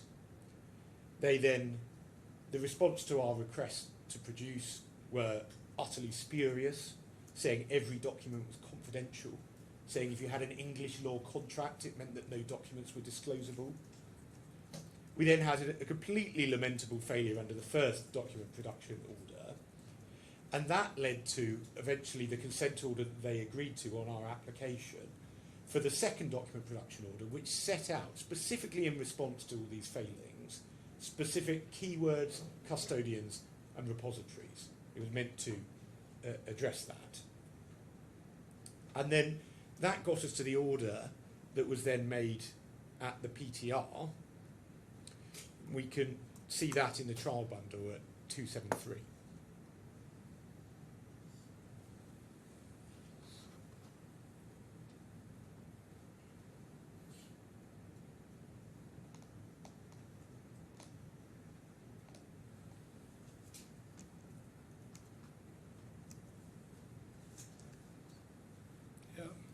Yeah. And so point one is that the defendant shall, in accordance with the custodian's data sources, repositories and search terms set out in Schedule 1 of the second DPO, rerun its disclosure searches. Yeah. And I won't take Your Excellency back to the second DPO. I'm sure you remember broadly what, but it was providing very specific, these are the search terms, these are the repositories, these are the custodians. And Your Excellency asked us to try and agree the order, which we did. But this was specifically negotiated and agreed in order to ensure that the process was fair, remembering that the mischief was the fact that Emirates needed to control and run the process. And it said the process to be undertaken by Emirates Legal, and in the case of collection, remotely, so that could be remote, but not otherwise, and specifically with Emirates Legal to identify, collate and undertake directly themselves, or in the case of the application of keywords only through an in-house IT expert, at all times under the direct remote supervision of Emirates Legal, with any and all documents responsive to the keywords to be provided to Emirates Legal. So that was very specific about what should be done. And it is relevant to what's happened later, because Emirates didn't undertake this process. Again, for example, in laptops, it left it to BLS. It didn't undertake, collate and undertake this process directly, or only for keywords through our in-house IT experts. And it allowed BLS to take charge of this in numerous respects. So that was the part one. We agreed they asked for an extension to the 14th of August, which we agreed. Just to point out, we never turned down a request for an extension under this. We agreed it when they asked. We then have the witness statement that has to support it, explaining about the failures to comply with the previous orders. Importantly, at 2, shall include an explanation as to what documents are missing and give full reasons as to why. and address the defects set out in our 30th of July letter and the 13th of June letter. And then, this is where we go to the WhatsApps.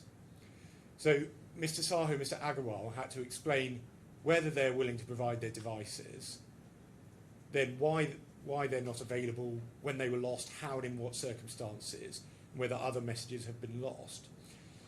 And then at Roman 2, importantly, confirming whether or not the defendant has a right to access their devices, including by reference to their employment contracts and any relevant policies.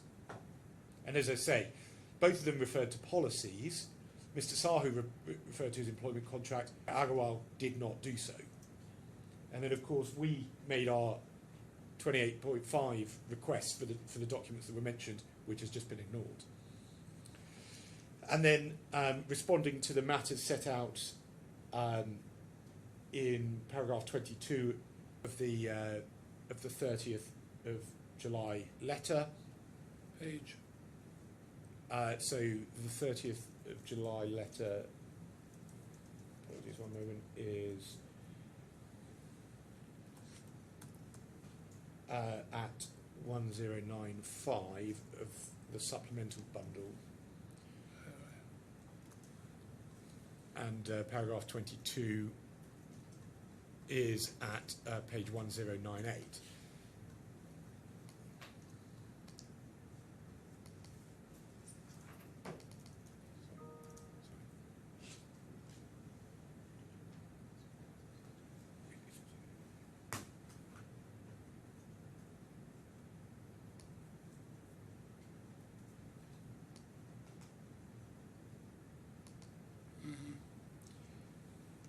So I'll then turn to deal with the grounds of breach.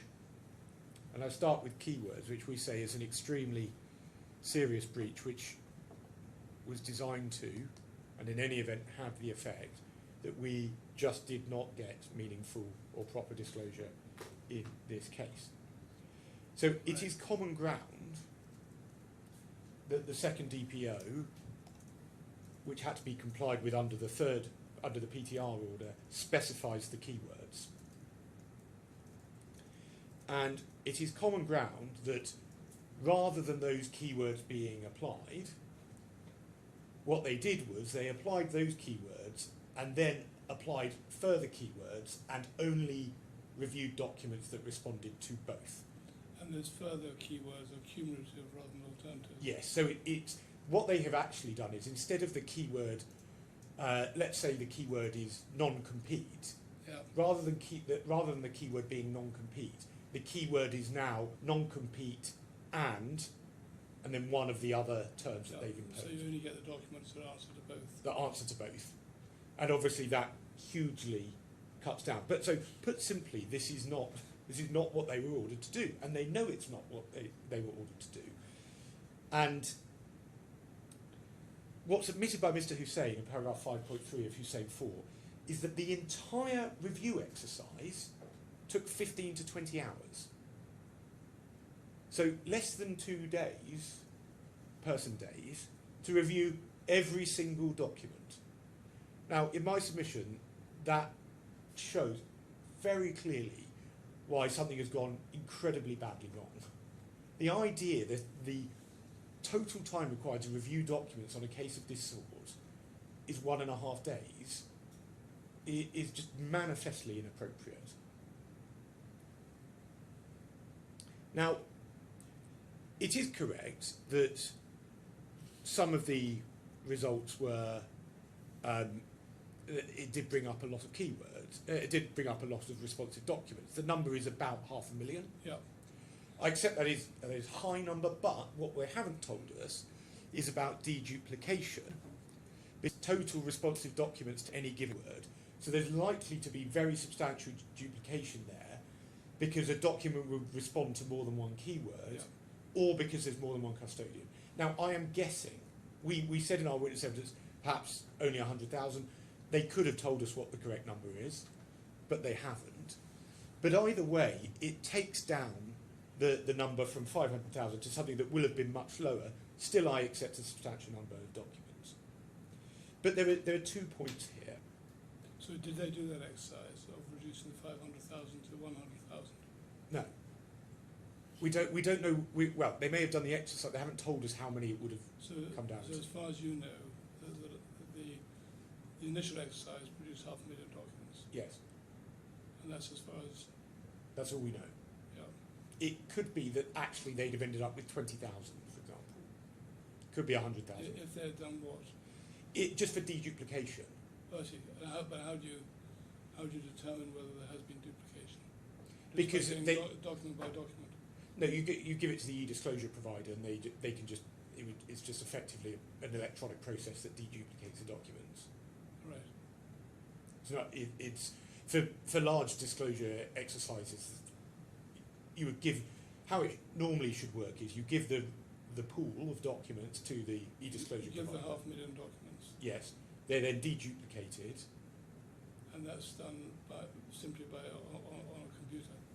I believe so. Yes. You feed in all the documents and Yes. any that are the same shredded, got rid of.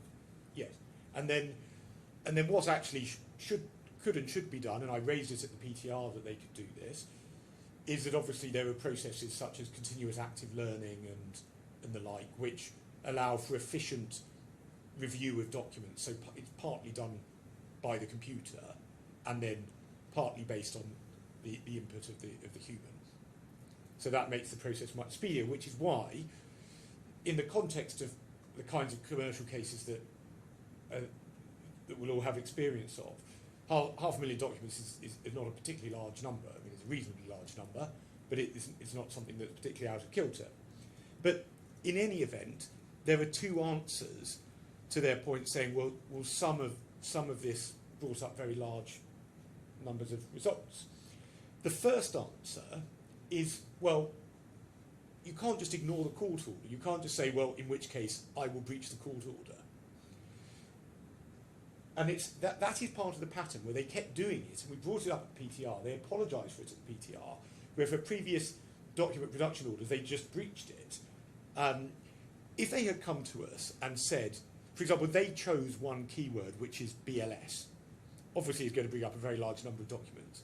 That was their own keyword, as it happens. But if they, or in relation to the word take, if they'd come to us and said, well, look, these particular keywords are bringing up 200,000, 100,000 hits, we might have asked for deduplication. But regardless, we'd have said, okay, you can suggest meaningful strings of words. You can test that string against the document pool to see how many it brings up.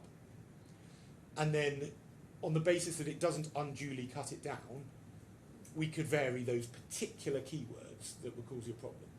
But So this is a way of refining the search so it hopefully produces fewer documents. yes, so if one particular term, such as the word take, is bringing up a large number of documents, you can finesse that one keyword. But it's finessed in a meaningful and appropriate way.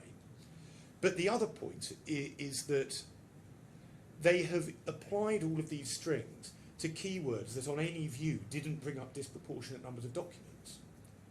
And they've denied us fair disclosure. And I want to give an example. This is at the supplemental bundle. So just Sorry. Yes. The keywords that they added were not discussed with you? Not at all. And I'll come to them in a moment, that that the keywords are just frankly utterly absurd.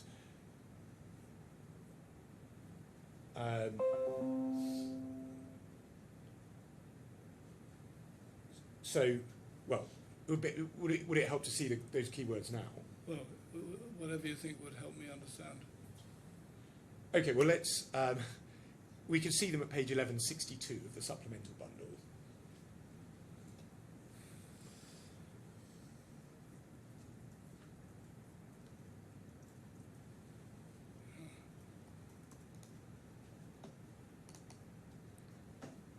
Somehow.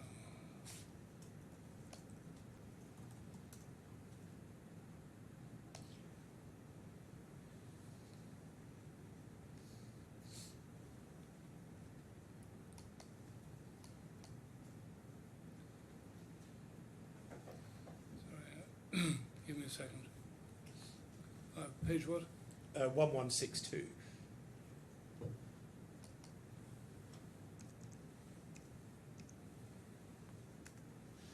Yep. And so just looking at some of these keywords, I mean, look, for example, at number 92 near the bottom right-hand corner. Yep. Duty fulfillment talk. I mean, what document is going to respond to that keyword? Do we have a list of the original keywords? Yes. Where is that? So that's in the second DPO, which is at B. Sorry, I think it's B20. It is in the trial bundle at page Right. 266.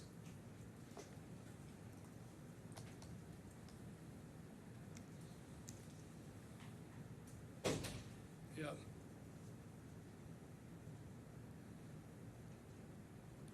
So we can see them on a request by request basis there.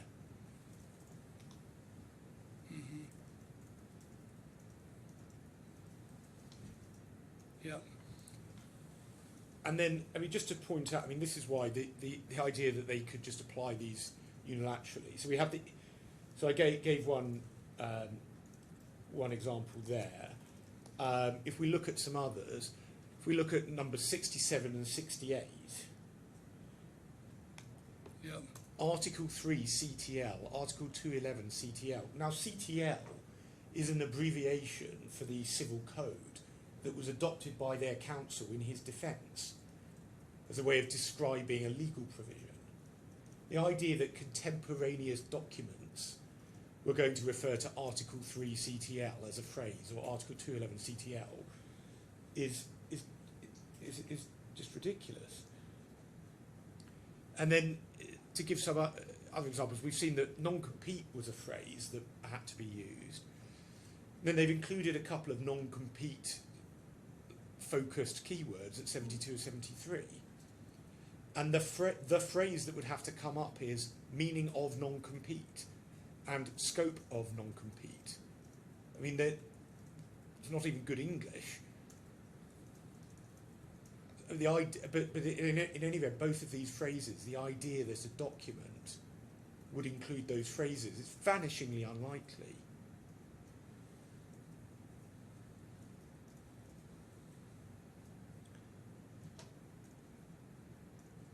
Yeah. And so I'll go back to, if we look at, I'll dot back between page 1170 and then go back to that page if I may. 1170 of Yes. the supplementary. Yes.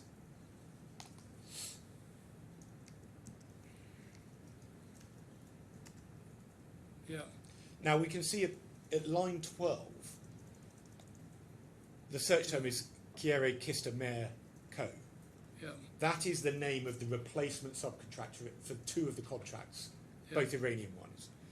Now there were 45 responsive documents.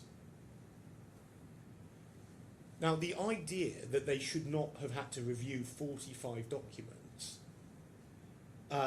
in my submission, just cannot be right. They're all likely to be relevant. So it's just completely indefensible. And we have other examples. You can just see going down at the page, bad faith is at 21. The list of. This is that they've produced how many hits the correct keywords produced. Right. But did they produce it and show it to you? Only afterwards. But has there been an opportunity for you to look at those Chiare Kista 45 documents and look at them? Have you looked at them? Oh no, of course not. What they've done Sorry, is don't say of course not. I didn't know. no, sorry. I mean this is exactly how they've hidden these documents. There are 45 Chiere Kista Merco documents from the correct keywords, and they then apply that instead of the correct keyword, they only apply the strings with the unsuitable additional string that I just showed Yeah. Your Excellency. So of course it then knocks these out. So where do I find going back to the previous list you had, which is 1168, was it? 1162. 1162. Do we find Kierakista linked with other words? Well, no, it would have to include Kierakista Mare and then one of these other terms. Yes, I'm just trying to understand on the documents. So- at 1162. So it might, if they said Kierakista Mare Co. and meaning of non-compete, then the Yeah. document would be reviewed.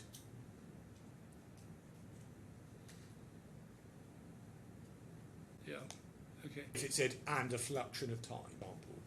But the idea that they couldn't comply in relation to that keyword, which is 45, where it's so relevant, and it's worth just on this one, if I may, just show Your Excellency what we actually have on this, and this is in the trial bundle,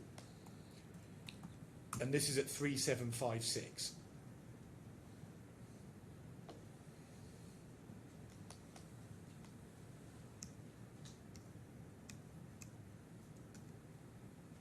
Yeah. Now, this is the correspondence that we do have one email chain with Zara Torkerman of KCM. But we can see how it starts is what we see at the bottom of this page. On the 18th of August, hi Zara, good afternoon. Our colleague is visiting Iran this weekend. If he could meet up with you and also have a look at the proposed locations. Let me know when it'd be convenient to meet up. So it's obvious that this isn't the beginning of the correspondence. They already have proposed locations, but we don't have the prior documents, and so that goes directly to, well, at what point did they determine? At what point did they decide to get rid of us? So what possible? Well, I mean, there are 2 points. There's no possible justification for refusing to review documents responsive to Kierakista Merco because the order required them to do it. But it's all the more in defence. So when you say review, they are meant to do what with these documents? So they apply the keywords, Yeah. then they review them for relevance. And only give you the... Only give us the relevant ones. Yeah. I see. Yeah. But it's absolutely indefensible to therefore have not complied with the court order, which is accepted because they didn't apply the keyword Kierakista Merco. They applied instead only a string. So it cannot be said that they've complied with the court order. But it's just to give an example of why this suggestion of somehow, oh, it's too difficult, is just plainly incorrect. There were 45 documents. Tell me this. So this will betray my ignorance of how these things work. They get 45 responses to KCM. Yes. They are entitled to review those for relevancy. Yes. Could they do that by taking those 45 documents and inserting another relevant term? No. Not instead of, sorry, putting a fresh term against those documents. No, because the point of the keyword text, you have the universe of documents, every document that's in your pool. The keyword is your way of getting from the pool of overall documents to the pool of reviewable documents. Yeah. You then review them, and obviously the old school way of reviewing them Just read each one. is you read each one. The modern way of doing it, and they did, albeit after a delay, instruct a firm who specialises in this, e-disclosure firm, is that you apply techniques like continuous active learning, which is based on intelligent, great expense prepared programs that are used appropriately in litigation because they do this.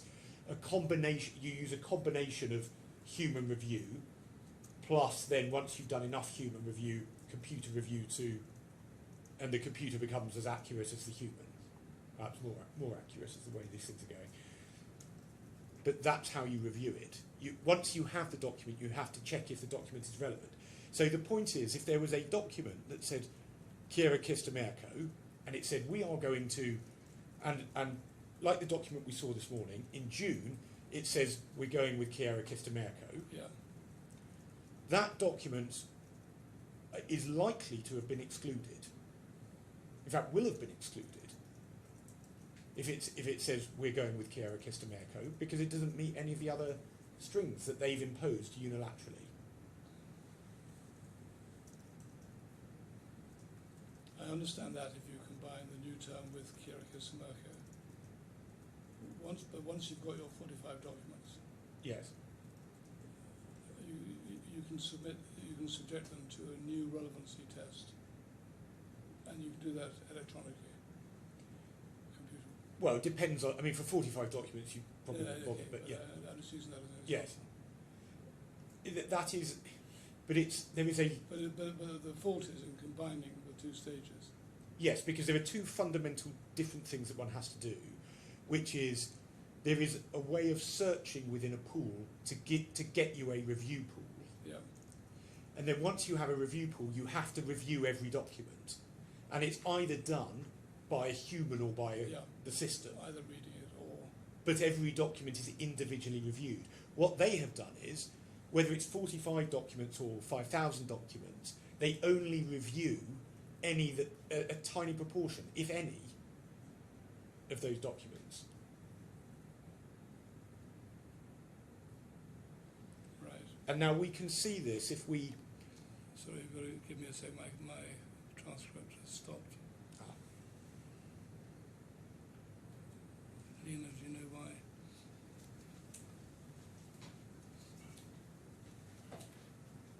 I didn't touch it, I promise.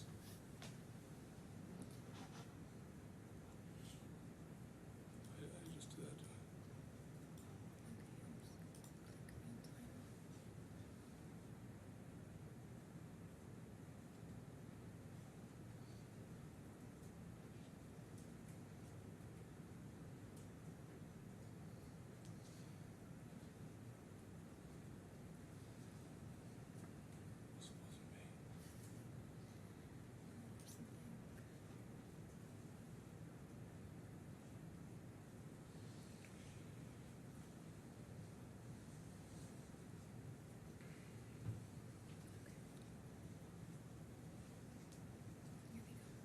Thank you.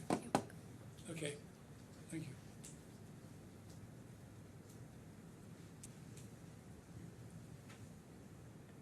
Yeah, and obviously if they'd come to us and for a particular term it had been very problematic, we could, a sensible additional string, might have added in the name of my client, for example. So it could be Nidal added, but not these terms. And I mean, just to complete on this, on page 1170, other absolutely key phrases, the phrase non-compete with the correct keyword brought up 157 documents. That's at line 13. Line 21, bad faith, brought up fewer than 20. The word So terminate... what page are you on? Sorry, this is 1170 still.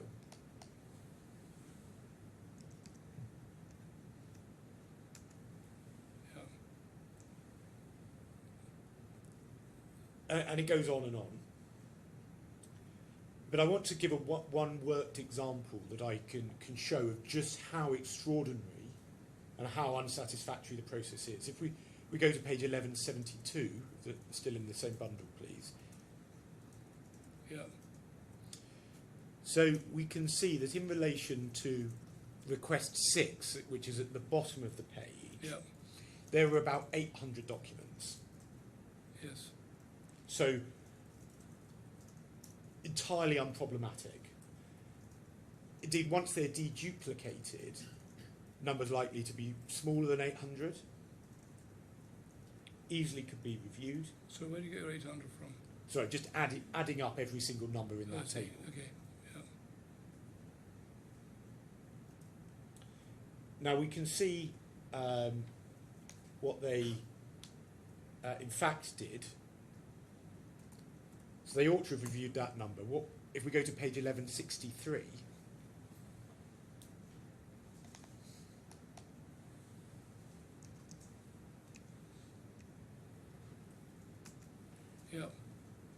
So at line 4, can you see request 6?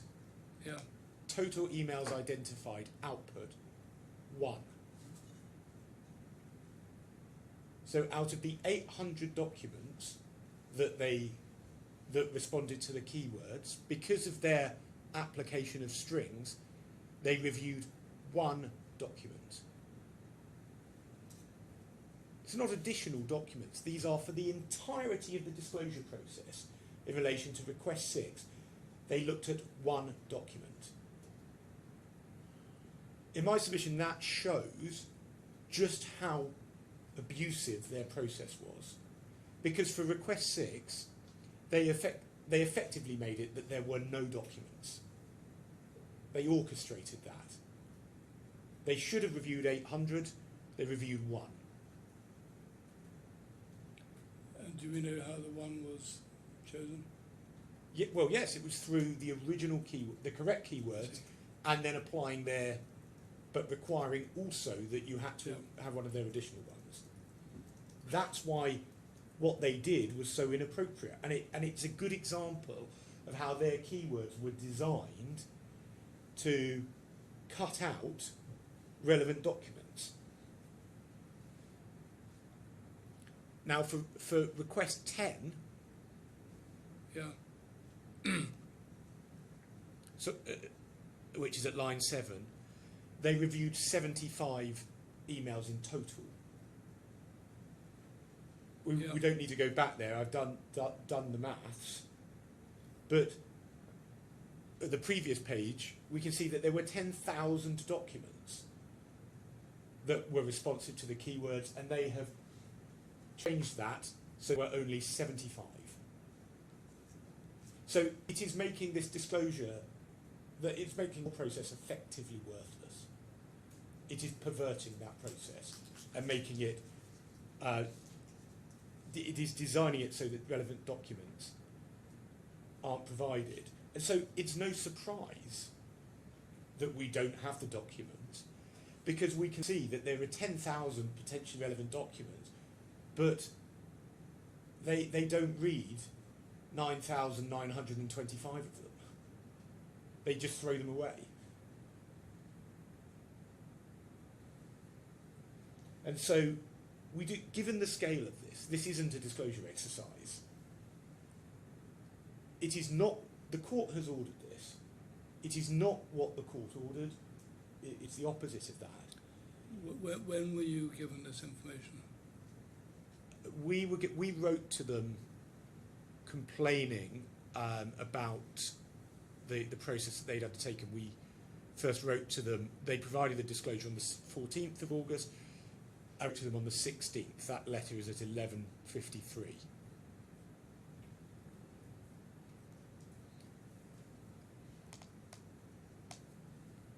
I'm sorry. They provided this information with the. Yes, sorry. They provided this with the disclosure on the 14th.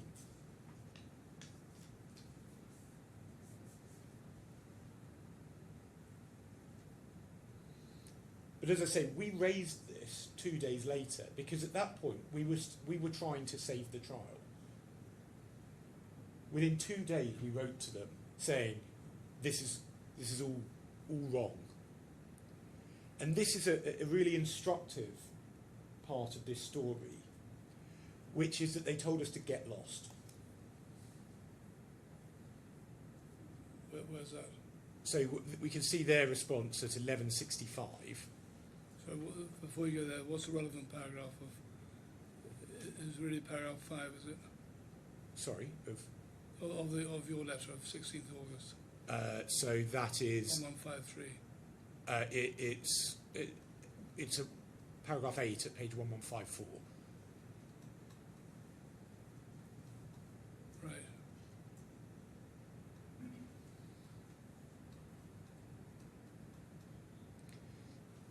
But Yeah. it's And their get lost letter was. yeah. So it's also just work. If I could just show Your Excellency at page 1158, which is that we asked them to redo the searches we're not saying to them at that point, it's not that we've jumped on it and said, you know, bad luck, you're out of time. What paragraph? This is paragraph 46.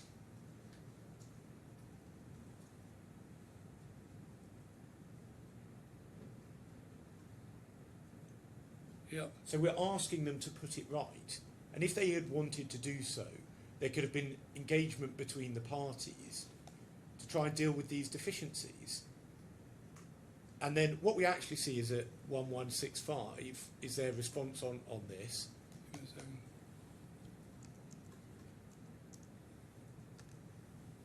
Yeah.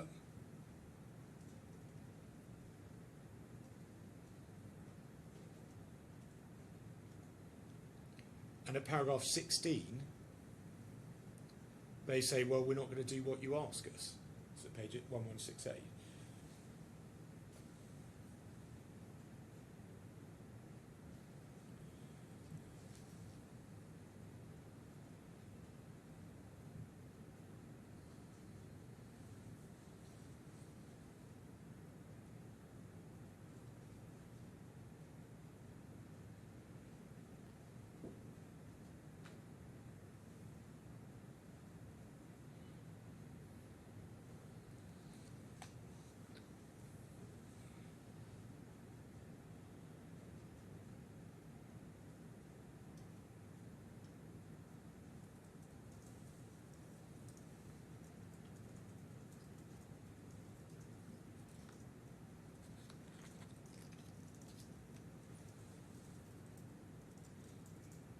Right. But as I say, this is actually an unusual case because normally I would be saying only my first point, which is, well, look, where are all these documents? But actually in this case, what we know is, take request 10, we know that actually of the responsive documents, they discarded over 99% of them. So that's why we know this is a fundamentally defective process. Yeah, you don't, of course, know, and you have to make an assumption that some of the 99% of discarded documents are relevant. Yes, but the point is they only reviewed, they didn't give us 75, No. they only reviewed 75, so it's all proportionate. Yeah. So, and again, the whole backdrop of this is that they knew full well how important these keywords were. That's why the second DPO specified them. Yeah. It's not like this is the first time it came up. And so this is a deliberate breach of a court order, and it's made fair trial impossible. So that's what I want to say on keywords. That brings me to my second. Sorry, there's just one other thing I do want to say on this. There's a particular unfairness on this. Now, in the supplemental bundle, if we go to page 2061,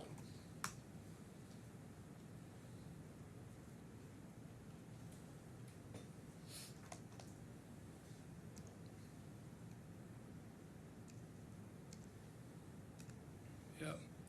now this is a document that clearly BLS thinks is helpful to it. And what's happened, we can see, is that on the 28th of August, Mr. Sahu identifies this document and then he forwards it on to Mr. Joshi, who then forwards it on to BLS's lawyers, the external lawyers. Yeah. And then they put it in the trial bundle.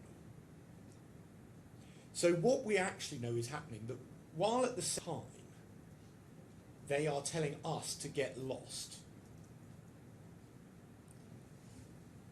they are undertaking their own additional look into the documents to try to find something that helps them.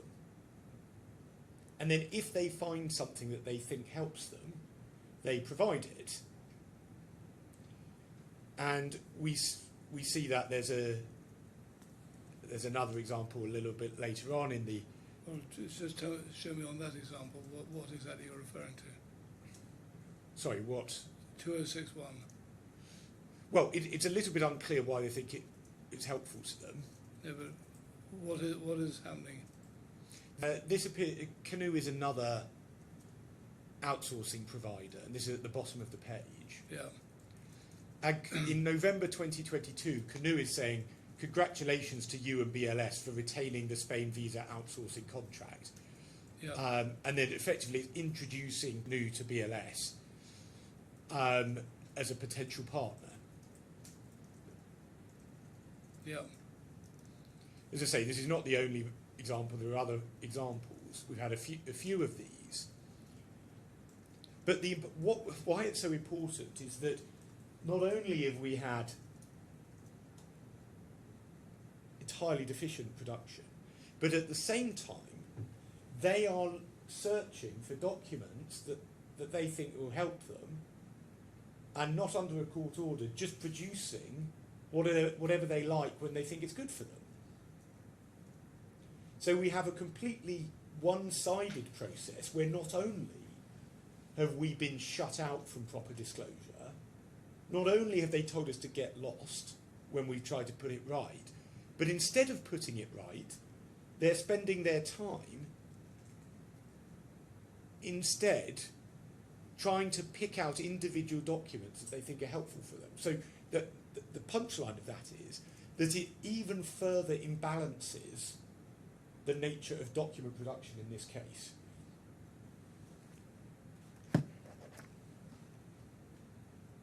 Right.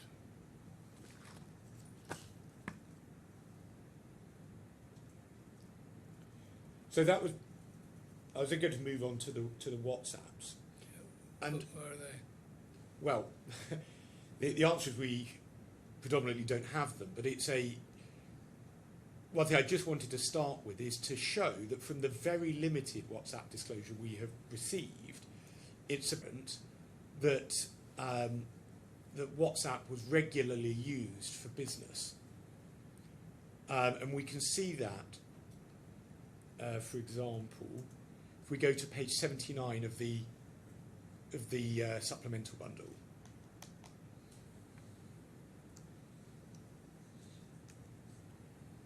Yeah. So, I mean, this goes on for pages and pages and pages, but these are the WhatsApps between Ms. Kurian and Mr. McCall.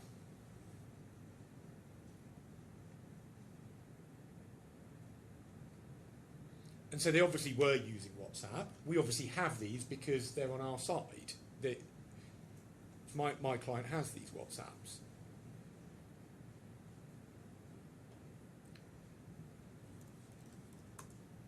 And similarly, if we go back to the trial bundle, page 3994,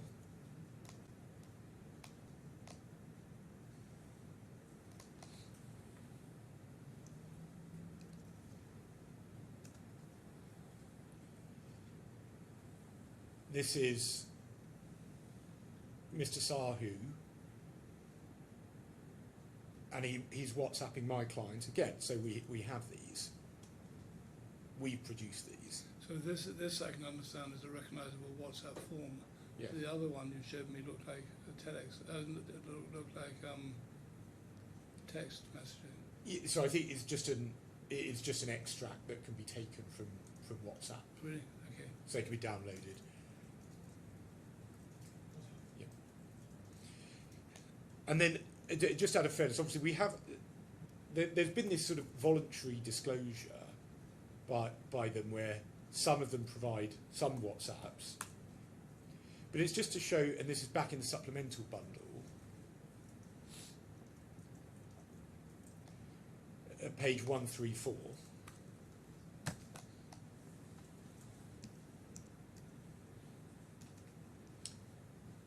And does Your Excellency have that? It says, Yeah. "Morning, everyone." So we can see this looks like it's a team chat saying "Morning, everyone." But this is all we have, seemingly, from this. Yeah. So we would expect reams and reams of conversations, but this is what we have. So So whose computer did this come from? That's from WhatsApp. That's from the other side. The two people on this are Miss Kurian and Mr. Anand. Prem is Prem Anand. Anne is Anne Kurian. And Anne Kurian was one of the 4 people who said she was willing to search her own WhatsApps, and then now has turned around and said she won't give them to Emirates. Yeah. So, obviously, given the time, I imagine we'll break, but it's just to introduce, I'm going to cover the 4 different ways in which they've acted abusively in relation to WhatsApps. But it's just to make the point, they obviously were using WhatsApp all the time in relation to business. And we have been starved of these. And it's particularly, Paul, as Your Excellency will well know, the nature of WhatsApp, the immediate nature of it is people are often a little less guarded than they are when they send an email. Right. Is that a convenient point It to is. stop? We'll resume at 2 o'clock, and I hope we can progress the hiccups on the transcript. Yes. Thank you. Thank you.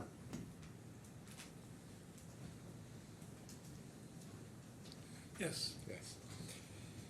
So I was dealing with what's still on my second overall ground, the first WhatsApp ground, and Your Excellency will recall that under the order it was specifically stated that Mr. Sahu and Mr. Agarwal had to provide various explanations, including why their WhatsApps are no longer available, to include when it said they were lost, how and in what circumstances, and whether or not other WhatsApps have been lost by them, and to confirm whether we have a right to access their devices, including by reference to their employment contracts and any relevant policies. And the simple point on this, there are two simple points. One is the explanation is unsatisfactory and unclear, but then yet more clearly, Mr. Shikhar Agarwal in his statement just does not deal with his employment contract. So they have never told us about the employment contract, even though the order specifically required it. Just to pick this up, in the correspondence at page 1126, and this is our letter, which again, consistently with all of this... 1126 or the supplementary one? Supplementary, yes, 1126. We've repeatedly tried to get them to comply. So those statements came on the 4th, and we wrote this letter by the 7th of August. Yeah. And at 1126, paragraph 6, we also note that Mr. Agarwal, in failing to deal with his employment contract, is in breach of the terms of the order. He should provide a further witness statement that now does so. Yeah. And then over the page at 1127, if I could just ask Your Excellency to read paragraphs 10 and 11.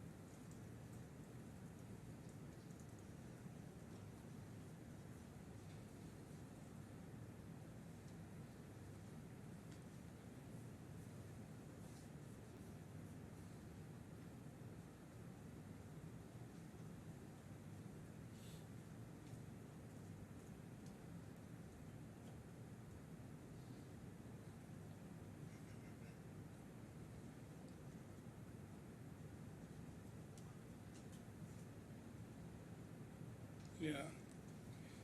And they've just ignored this on both points. And we can see this at page 1154, which is our letter of the 16th of August. Mm-hmm. And if Your Excellency sees paragraph 6, we refer to the breaches identified in the letter of the 7th of August, to which we've not yet received a response. Those matters be taken as repeated. It's extraordinary you haven't responded. And again, no response. Can you remind me of the terms of the order that you say there's a breach of? Yeah, so this is 273 of the main bundle. 273.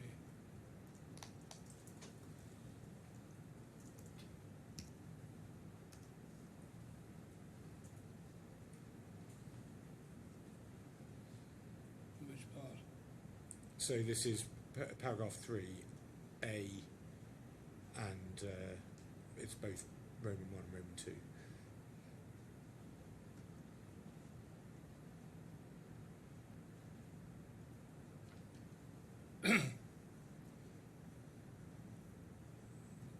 Don't the statements by Mr. Sahu and Mr. Agarwal broadly comply with that?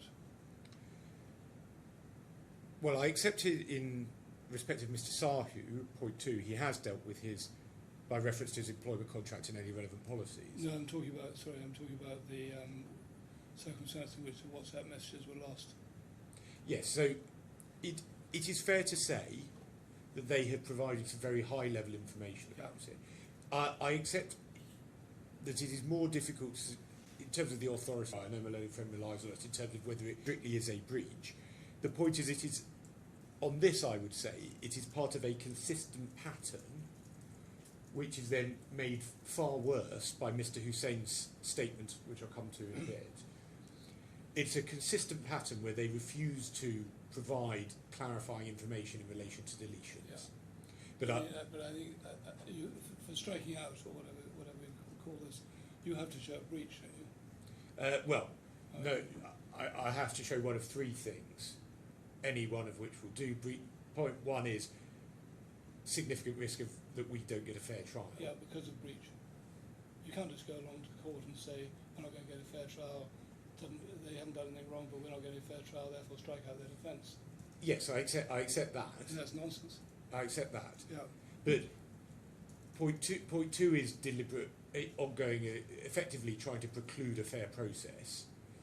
And point 3 is in relation to where there is destruction of documents, and the destruction is such that it makes the process disproportionate.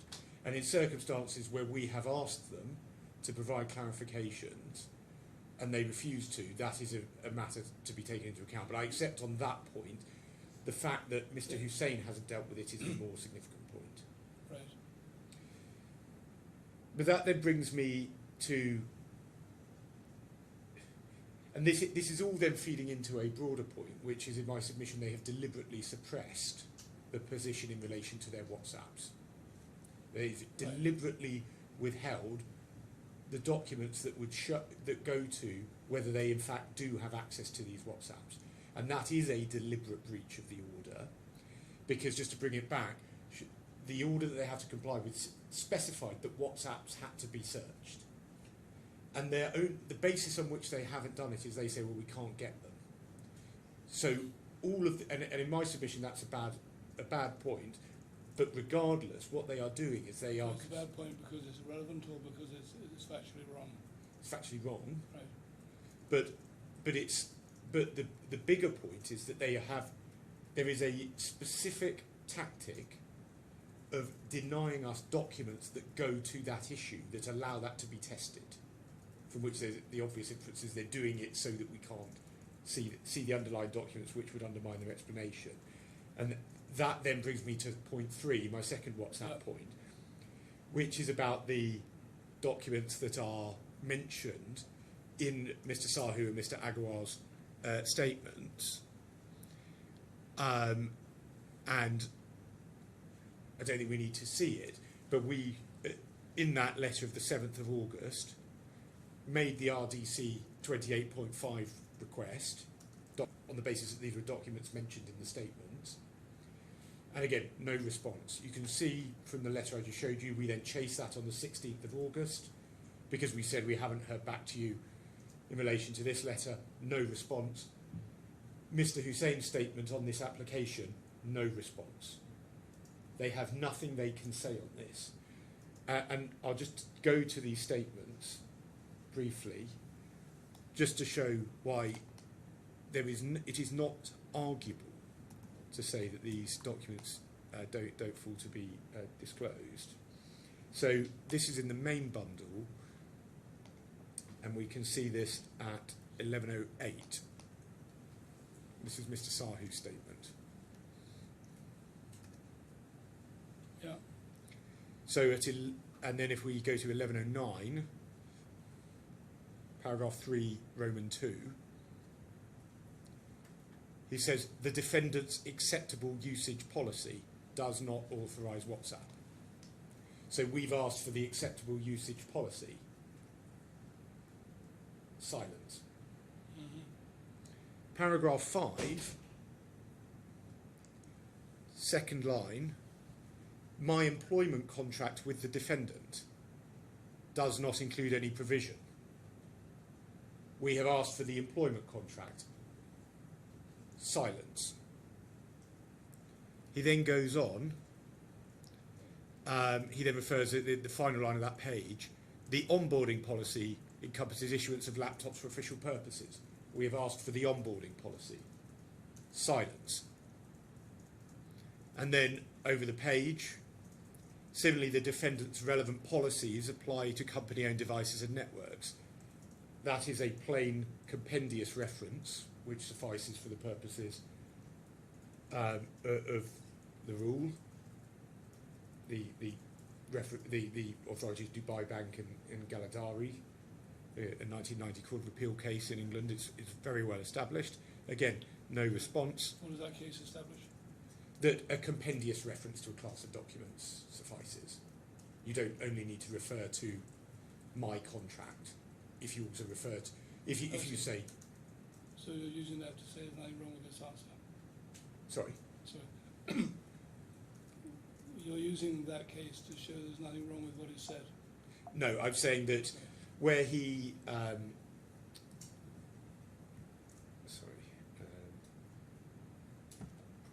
Onboarding policy, for example.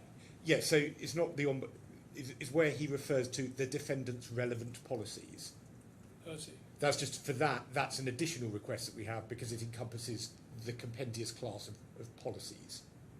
Right. But obviously the previous ones are just my employment contract, the onboarding policy, and acceptable use policy. And again, he refers at paragraph 6 to the defendant's document retention policies. And again, we requested that. And again, it's not that they just have refused to engage with this, despite repeated letters. And it's not just the fact that they've failed to comply with their obligation under 28.5, but there is a deliberate stonewalling of us here. And Mr. Agarwal's statement, I won't go through it, but it's effectively the same, apart from it doesn't reference the employment contract. So I accept he doesn't mention that. And this is absolutely crucial, because these are documents that we say are in their control, or at the very least there is a strong likelihood that they would be, that if you were using your WhatsApps for company purposes, that the company should have access to those documents. So there's a prima facie case on that, and they just refuse to provide those documents. I thought these two witnesses said they weren't using WhatsApp for company purposes. No, they weren't. I've shown you Mr. Sahu's WhatsApps earlier. So, and in fact, give me one moment. Yes, and it's also in the bundle. We have my client WhatsApped Shikhar Agarwal as well. So we have examples of them using WhatsApp for company purposes. Yeah. So they certainly did.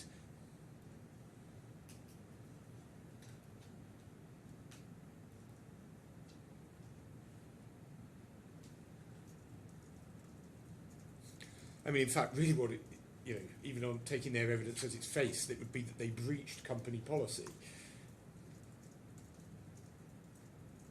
But the point is, these documents would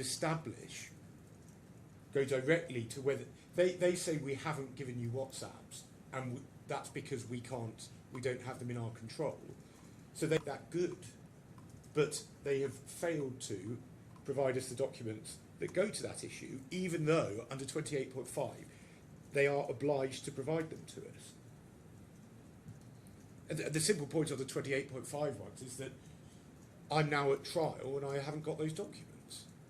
So of course my client's been prejudiced, but ultimately in my submission it's likely, or at least possible, that it would open up all of these WhatsApp messages, Yeah.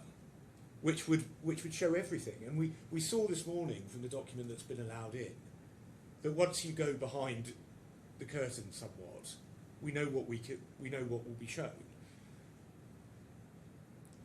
And then my fourth point, my third WhatsApp point, is that we have this extraordinary situation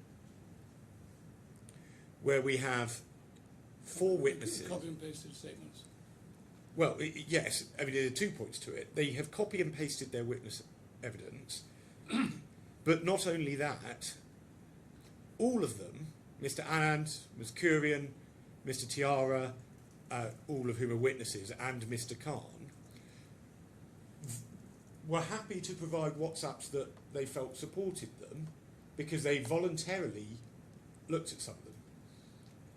But yet, so it's not that they say, well, my WhatsApps are personal, yet they say, giving them to Emirates Legal, they refuse to do so. And in my submission, that's an absolutely extraordinary state of affairs. They're happy for their WhatsApps to be used, but not for Emirates Legal to carry out the search. Can you take me to one of those statements? Yes, so if we see that, the first one is at 1674. Of which bundle? Sorry, supplementary.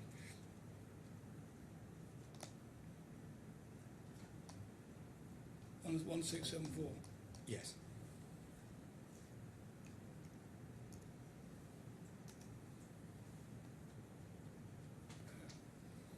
Didn't work.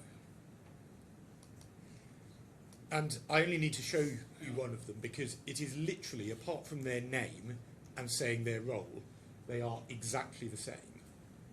Sorry.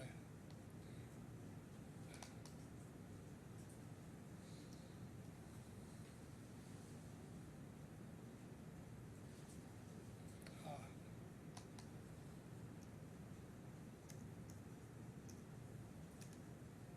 Yeah.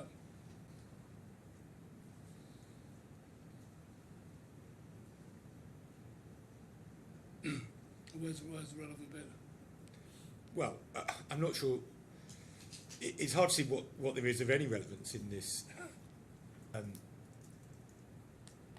Sorry, we're relevant in the sense of. To your point. Well, my point is twofold. My point is that they have previously voluntarily searched WhatsApps. Yeah. That's at paragraph 3, for example. Yeah.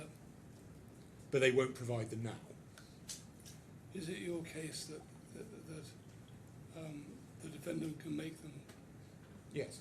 And what do you base that on? I'll come to that if I may. That's one of my Yeah, next sure. points. But more to the point, it's a credibility issue. They have said we haven't given you WhatsApps because these people are refusing to, and this is the reason why. But the witness evidence they've provided is not the evidence of the witnesses. It cannot be, because it is copy-pasted for all 4 of them. Well, there's always a problem with witness statements. They're done through lawyers. Lawyers can express the information given by the witness, and they tend to put it into their own words. They shouldn't, but they do. The fact you do it by copy pasting doesn't really change that. Well, with my submission, the idea that these 4 lay witnesses, each of them raised precisely the same points. Well, they'll probably raise the points because that's what they were asked about. Well, in circumstances where they are, as I say, the volte-face is by itself extremely concerning for all 4 of them. So that's the starting point. But unless they're being untruthful, in saying that that they have the control of their own WhatsApp, their own devices, and don't want to show it. Yes. If that's true, if that's the truth, you can hardly hold that at the door of the defendant. Well, but these are the representatives of the defendant. Well, either they're private devices or they're not. Well, the point is these are the same individuals from the email this morning. Yeah. So they've and I took Your Excellency through Mr. Sahu's, but it equally applies to Ms. Curran and the others who've given dishonest evidence. And this is all just, again, it's the credibility of them singing from the same hymn sheet.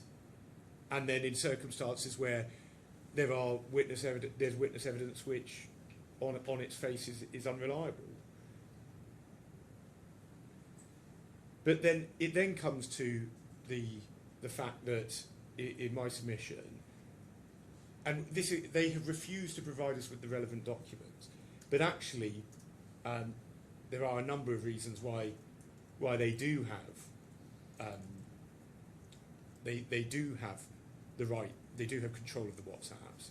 So Mr. Sahu is employed by a UK company and is based in London. Yeah. And in one of the emails that we saw before, one of these new emails where Mr. Sahu is constantly searching, he gives his London address, and you can see his his UK mobile number, and he is plainly an agent of the defendant, and therefore there is a right to inspect his WhatsApps, and we can see that in the authorities bundle, page 292. Hang on. 292. Yes.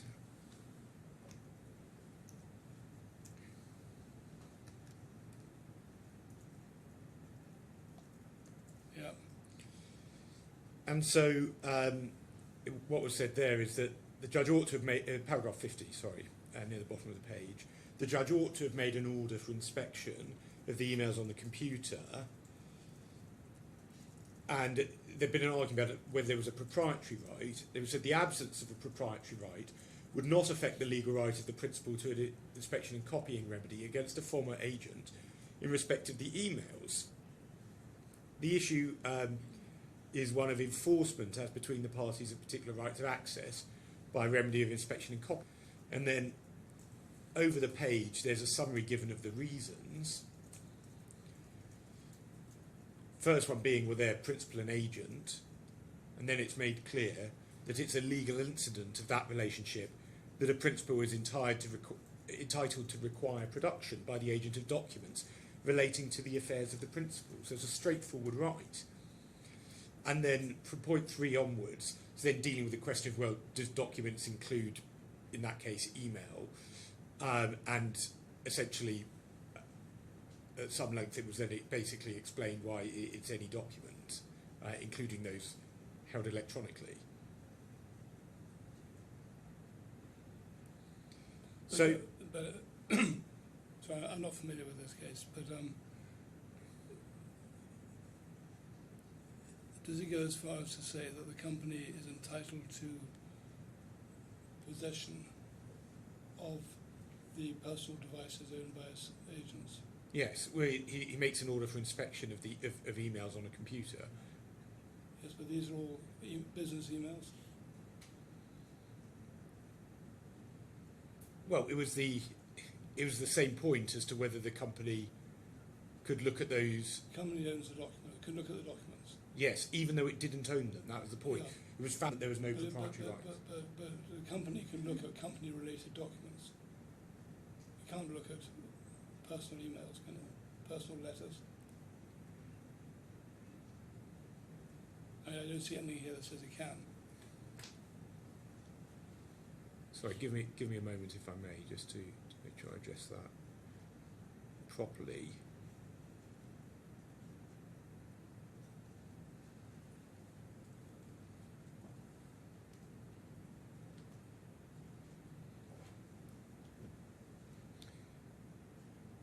So, but the point therefore remains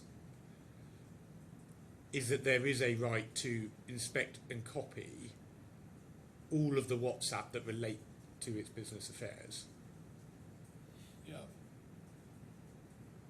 and hence they do have a right to those documents, to those WhatsApps. But the statement, excuse me, the statements we're talking about, the short statements by each of the four individuals, basically say the company can't inspect their personal devices because they're personal to them and contain confidential information of their own. Yes. It's not, that's against the background where they say they've given all relevant documents. Yes. So on their case, all that remains that hasn't been shown is confidential or contains material which is non-company material.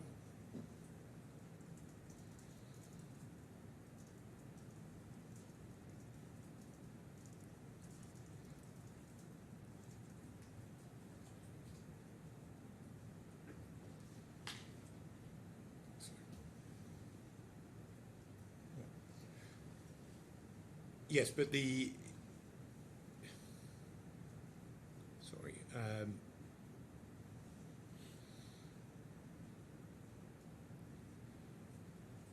so the right that it said that it had was to documents which were on the personal computer, and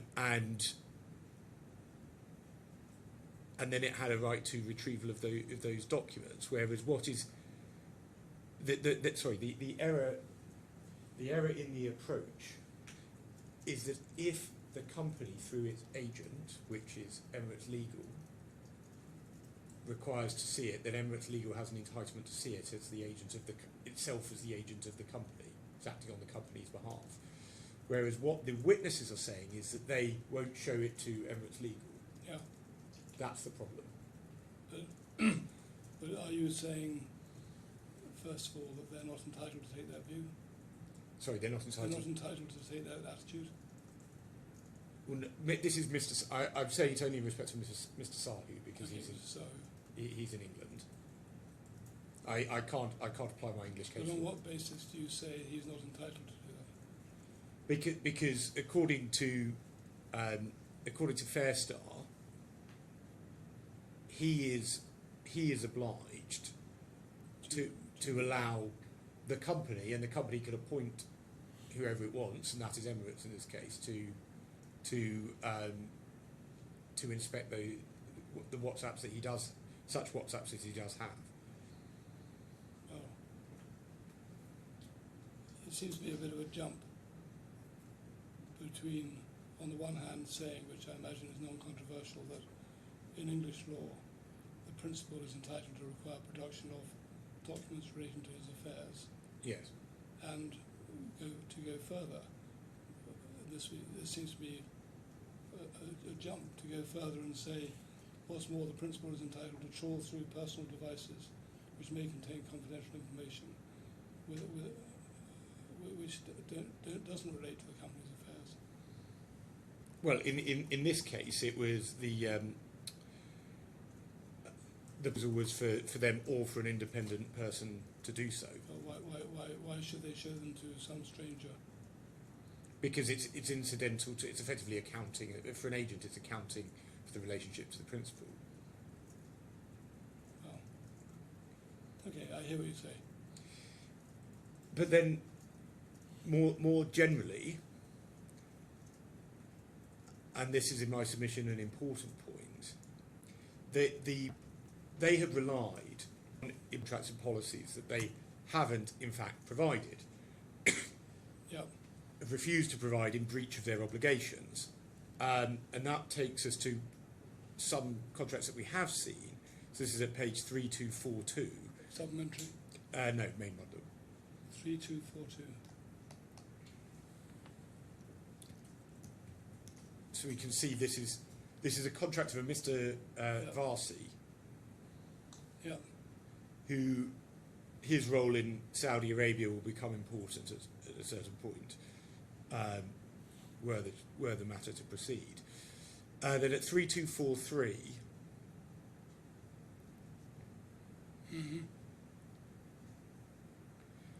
at the bottom of the page, the employee acknowledges that all documents, words, files, customer lists, information and data in his or her possession or custody, whether gathered by the employee or any other person, and whether or not reduced to writing, relating to the business activities of the company, are and shall remain the sole and exclusive property of the company. Yeah. Such that in this case, unlike actually in Fairstar, the company does have a proprietary right to all of this information. Well, relating to the business of the company. Yes. Yeah. So it is entitled to, it owns those WhatsApps. So the suggestion that they are not the company's is false on the evidence that we have seen. And there are other examples of that standard form contract in the bundle, but just to also show another document. I'm sorry, I keep interrupting. I thought the background to this was that the individuals had said they didn't have any company-related matters on their devices. No, this is it. So, for example, Ms. Kurian, Mr. Yeah. Anand, Mr. Khan, and Mr. Tiara, they do. They say they've deleted some, but they say they have some, but they simply say that they refuse to let the company have the documents, and the company says that that's why they're not in their control. Right. But they do in fact have a right to them. This is my point. I mean, obviously, we're in a case where they've not disclosed the documents, but we are having to glean this from what we can in the bundle, and the contracts we've seen in the bundle in relation to different employees say that they do. And then, so page 3611.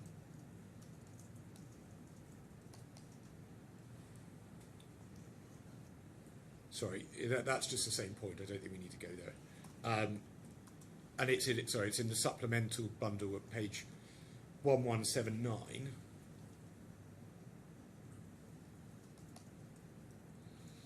And this was a standard looking non-disclosure agreement that was signed. 1179. Yes. Yeah.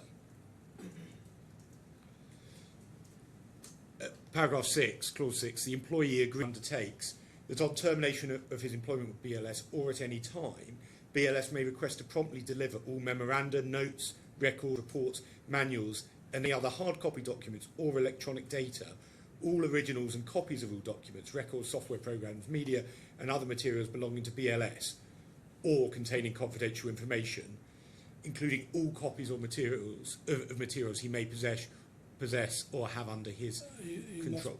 I'm on the sorry. Sorry. I have the authorities bundle open.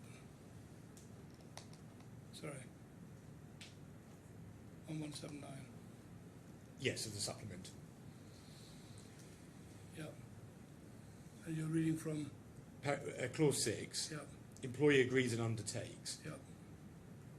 At any time may request that can require promptly for them to deliver, and it's essentially everything, including electronic data, all originals and copies of all documents, and so on, and other materials belonging to BLS, or containing confidential information. And so we've already seen that they do belong to BLS because that's what the employment contract says. And then confidential information is at page 1178. And that's incredibly broad as well.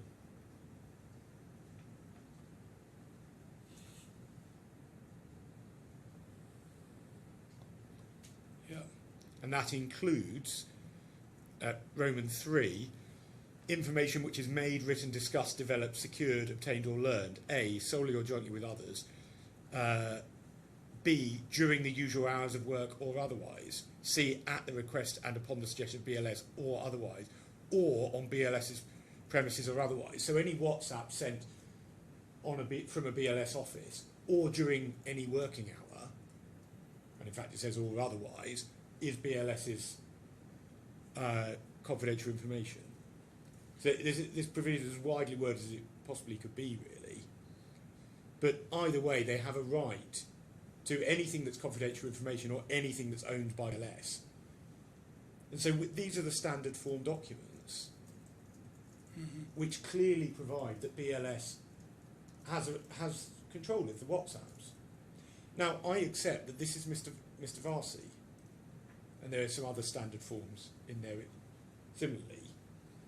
But as I say, what we have, and we put it in the skeleton very clearly, and in the application, saying that absent provision of contrary documents, we would be inviting the court to find that BLS is deliberately suppressing these WhatsApps.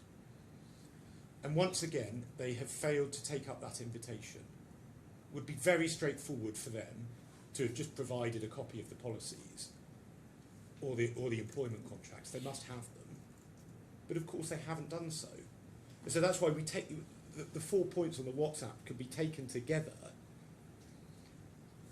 and on the contracts and so on. Mr. Agarwal refuses to address it, the employment contract. We have the clear 28.5 entitlement, which they don't provide the documents and just refuse to address it. They've never even said why they haven't done it. We have all the witnesses now changing their position and putting in copy-paste witness statements. And then we have the documents that are available, strongly showing, and on the balance of probabilities would show, on the state of the evidence, that they've suppressed the WhatsApps, because the story they've given to the court that they don't have an entitlement to them is wrong. The documents show that they're wrong. And we will please provide the contrary documents, and they've refused to do so. So all of that in my submission goes to the fact that they have an obligation to provide these WhatsApps. And they have failed in that obligation, and it's obvious why, because it will do the same thing as the email we saw this morning. So that then brings me to point 6, which is the improper searches of laptops. And again, just to reiterate what was in the order at page 273 of the main bundle.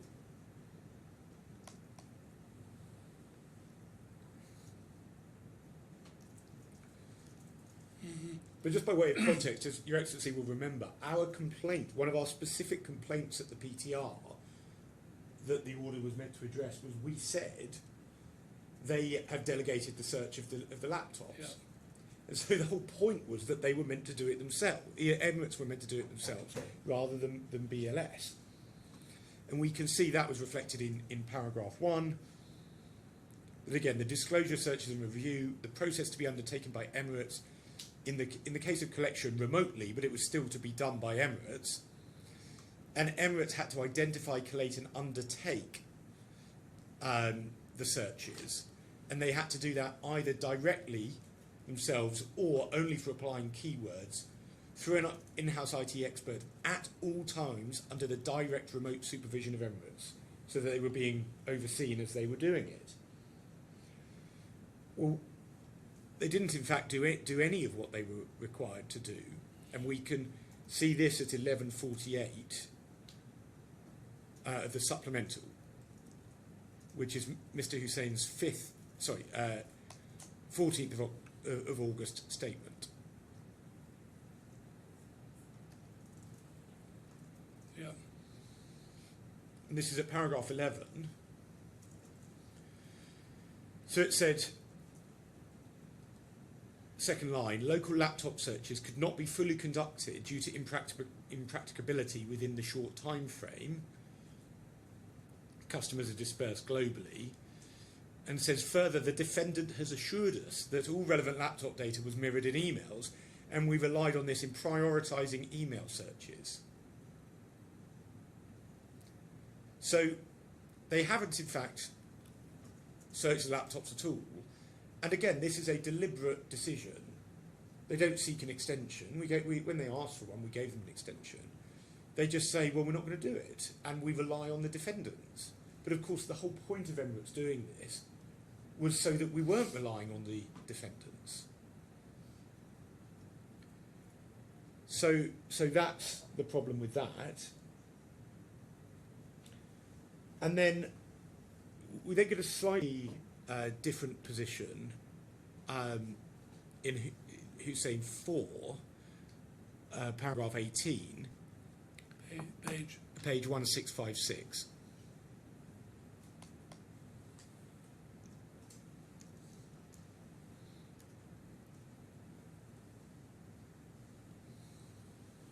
Yeah.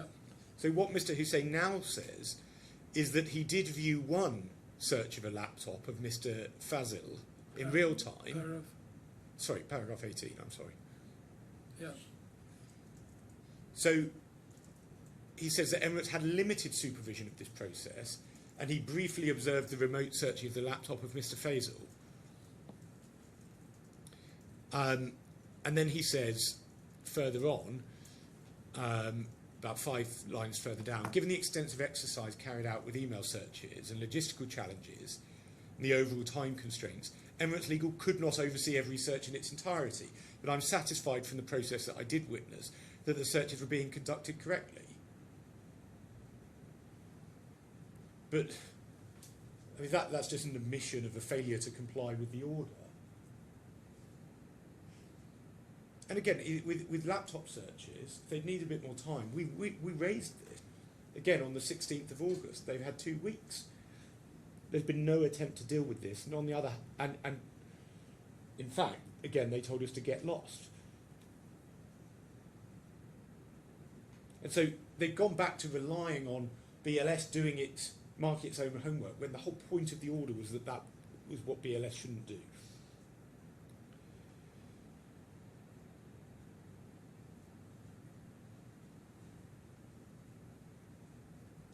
And so that is point 6. Point 7, a related point. We've just seen what the order was, which was that everything had to be overseen by Emirates Legal. Now on page 1143 of the supplemental bundle,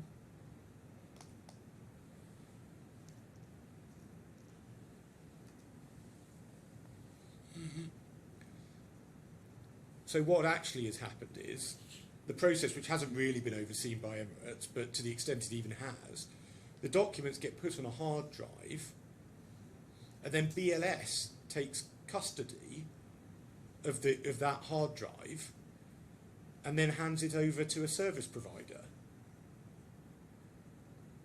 It's at paragraph 17. And the point is reiterated at page 1147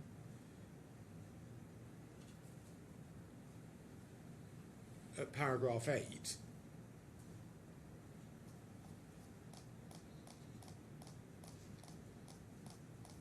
Mr. Joshi himself in person took the hard drive and travelled with it to Mumbai. So what page is that? 1147. Yeah. Paragraph 8. So again, the point of this order was that BLS shouldn't have control of the process. But what's happened is a process has been conducted, as I say, wasn't compliant anyway, but then a hard disk is given to BLS itself. So if BLS knows that there are damaging documents on there, it can just take them off there. Well, how easy is it to do that without anyone knowing? On a hard drive, well, very easy. You just plug it in and delete it. And there would be an entry recorded somewhere showing that it happened? Well, there would be no record of that at all. All that happened was there was this, as I say, the process wasn't carried out correctly, but to the extent it was. See, sorry to interrupt you. Of course. It's one thing to make a case about failures. Yes. It's another to make a case about deliberate excision of material, hiding material from the court. Yes. I'm not saying that they have. Well, then I don't know. that last passage in our discussion ought probably to be deleted then. My point was that that's what they could have done. Well, so what? Well, If they could have done it but didn't, the point is we have no idea. you either keep the point open and make it, or you don't. Well, I'm making this point, which is that the order was that BLS shouldn't do the process themselves. Yeah. One of the reasons why it's important that BLS doesn't do the process itself is that there are individuals at BLS who are accused of bad faith behaviour, and we say that in a case like this, in particular, and the authorities went through the PTR are clear, that that's why the lawyers do the process, not the client. But taking physical possession of a hard disk and transferring it else seems to me a fairly innocuous step, unless you are saying there was some tampering with the material. What I'm saying is the process was meant to be that Emirates, the order was absolutely clear that Emirates was to identify, collate and undertake this process. Yeah. Instead of which, the process was entirely out of Emirates' control, and that was a breach of the court order. So I'm not, obviously with the keywords, I can show you that has led to 99% of the documents disappearing. Right. I can't tell you, but the point is that this is another breach of the order, and the point of the breach of the point of this order was to ensure that BLS wasn't in charge of the process, but that's been I would take subverted. some convincing that handing a hard disk across to BLS for the purpose of transferring it to someone else is a breach of the order. It wasn't handed to BLS. BLS were the only ones who ever had that hard disk. It wasn't that Emirates gave it to BLS to give to someone else. It was just that BLS had it. BLS did it. That's my point.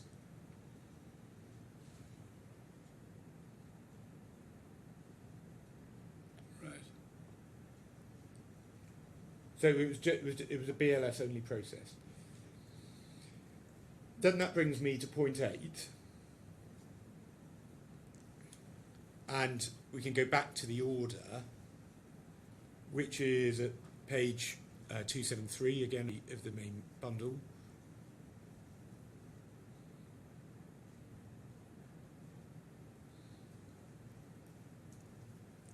Yeah. And in particular, paragraph 2, Roman 2. Emirates Legal to provide a witness statement, including an explanation as to what documents are missing and giving full reasons as to why.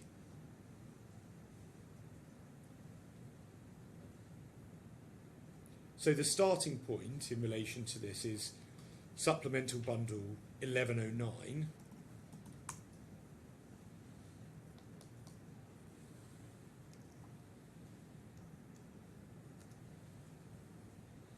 Mm-hmm. And this is what Mr. Joshi said in the supplementary production statement on the 31st of July. This is at paragraph 6.6, the final 3 lines.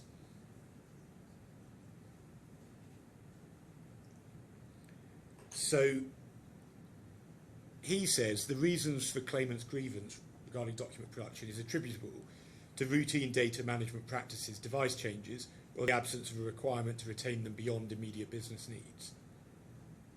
So he accepts that there has been document deletion.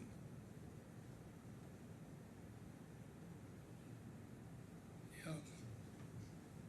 So the point of the statement is meant to explain why. And then we get this from Mr. Hussain at page 1149.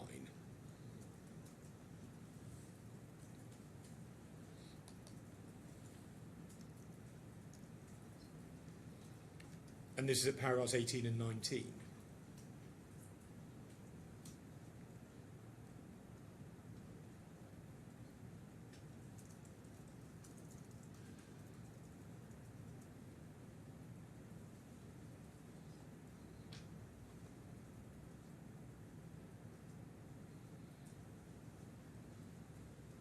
Mm-hmm.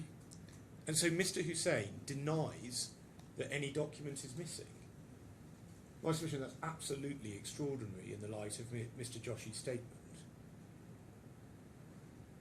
But more to the point, is it Mr. Joshi has confirmed that documents are deleted, and this witness statement was meant to give an explanation of what was missing and full reasons why. And we are just denied that information.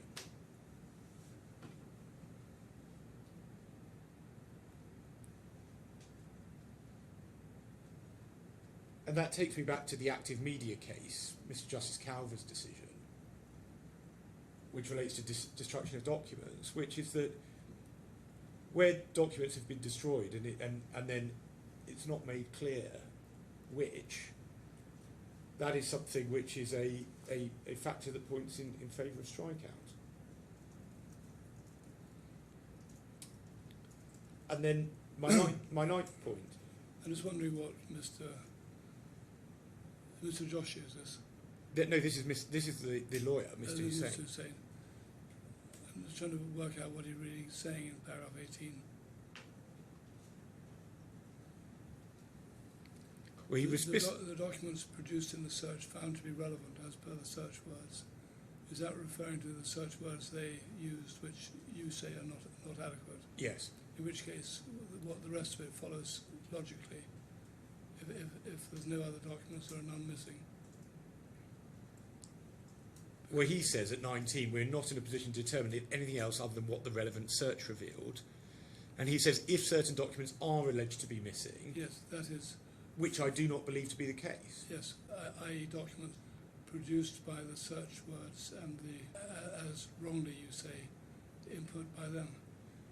Well, Mr. Hussein's had the chance to explain it. He hasn't done so. I'm just trying to suggest an explanation. But he specifically, we can see this at paragraph 18, he specifically is addressing paragraph 2.2 of the order, Yes. which is what documents are missing and giving full reasons as to why. That can only sensibly be understood as what documents are missing beyond those produced by the search. I mean, what else could it be? Yes, to which the answer is none, because the search has produced very few documents and they've all been handed over.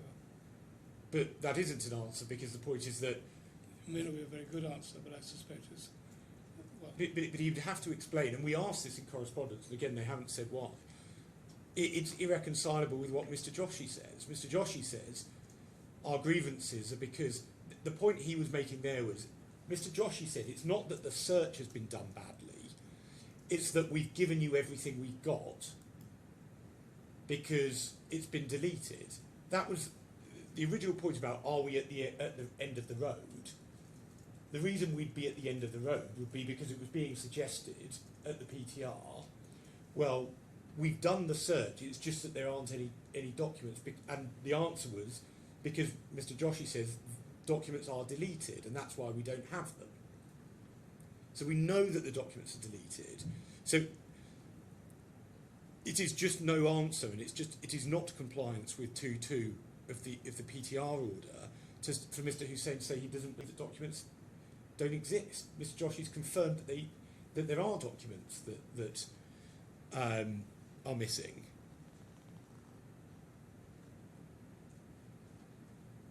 He's confirmed that they're deleted. okay. Once again, we're just left entirely in the dark. But just to recap, the point is, I'm obviously going down in terms of importance. My point one is enough in and of itself. We have a situation where, judging by the numbers, whether it's something like 99% of documents caught by the search words were just discarded.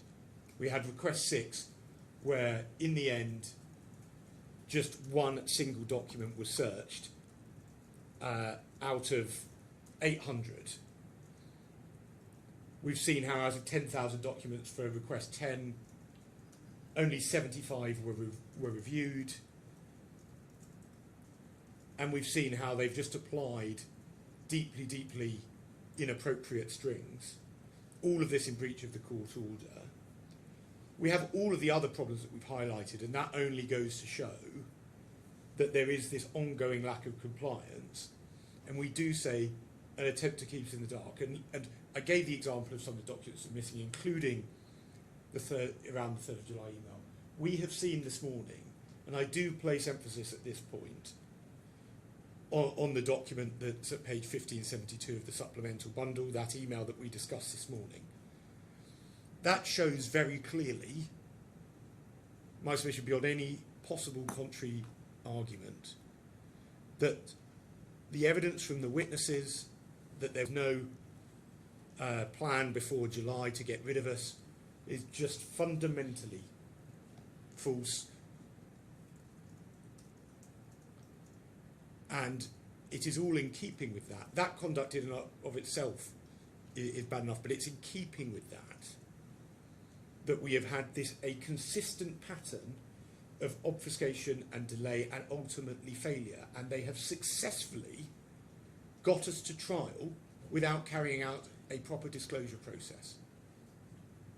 That is where we are. On request 6, one document was looked at. That's all we were given. Is there a significant risk that there's no fair trial? Of course there is, because we have been starved of documents. It'd be bad enough in any case, but in a case of information asymmetry, a case of bad faith, they have just stripped us of the material that is relevant to our case. So there is a significant risk of that. I do say that there is a pattern and deliberate breach of court orders, and it's accentuated by the fact that they have failed to make any attempt to put it right, despite being asked to do so on many occasions. That adds to it, and to the extent relevant, we also have document destruction points. But as I say, there are 3 bases. I say we meet all 3 of them, but any of them would do. And so, as I say, Your Excellency has my point on adverse inferences as a fallback, but I say we don't get there, because this is just one of those cases where the conduct is sufficiently bad, but regardless, the output of the admitted breach, to apply the correct keywords, is that we just don't have the documents. And it's too late now, so there's no fair trial. Thank you very much. Thank you. Do you want to start? I think we need for the transcribers to have a quick break at some stage. So we have 15 minutes now, then. Right, we'll have 15 minutes.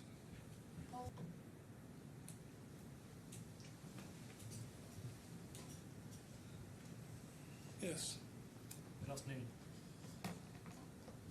Your Honour is being asked to make an extraordinary order. Your Honour, the circumstances in which the court is being asked to do that arise from an order that was made at the PTR in circumstances where we knew it was going to be difficult to comply with, and where the practicability of the searches that are now complained about were very much an issue. My learned friend says in his submissions that the claimants have been offering us time. A day here and there made no difference to the exercise that had to come as a result of what followed after the PTR. 500,000 documents were downloaded as a result of rerunning those searches. There is no serious complaint about the initial part of that is the collection exercise, that is the emails. It is what followed afterwards, the relevance check, and the provided the relevant and non-privileged documents to the other side. That exercise wouldn't have been completed by one day here or there, either way. The exercise that my learned friend is discussing this afternoon, computer-assisted learning, using computers to evaluate those 500,000 documents, takes time, and that's what we didn't have. I'm going to structure my submissions in this way. I'm going to go through the law first. I'm going to go through the background to the PTR order and how that was made, and then come back to compliance. My learned friend places his submissions firmly on the basis of deliberate suppression and destruction of documents. And there are separate principles that are engaged in relation to those sorts of assertions. Neither of those in my submission is supported on the evidence. So I'll go through the evidence in some care to take you on through each of those. I'm sorry to interrupt you already, but Lena, I think it may have they've signed me out for some We reason. were having issues with the transcriber hearing me, so I wonder if... Hearing you or hearing me? Yes, I was told the microphone wasn't picking up, so if it isn't coming through, it might be because of that. No, it's just I've got a blank screen. Okay, fine. What do I have to do? My password.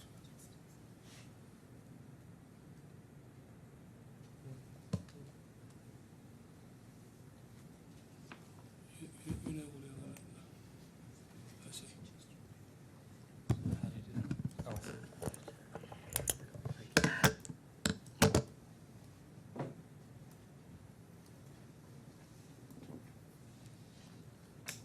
Yeah, that's it. Thank you. It wasn't as bad as I thought. Thank you, Lena. Your Honour, there are two limbs to this application. Yeah. The first being strikeout, the second being inferences. I'll come back to inferences, but may I say at this stage I endorse Your Honour's observations in relation to that. Inferences have to be both contextual and specific, and that is the question to be analysed during the trial process. I'll focus my submissions for the moment on the strikeouts, and may I begin by looking at the application that preceded the PTR, which is at F929 in the main bundle.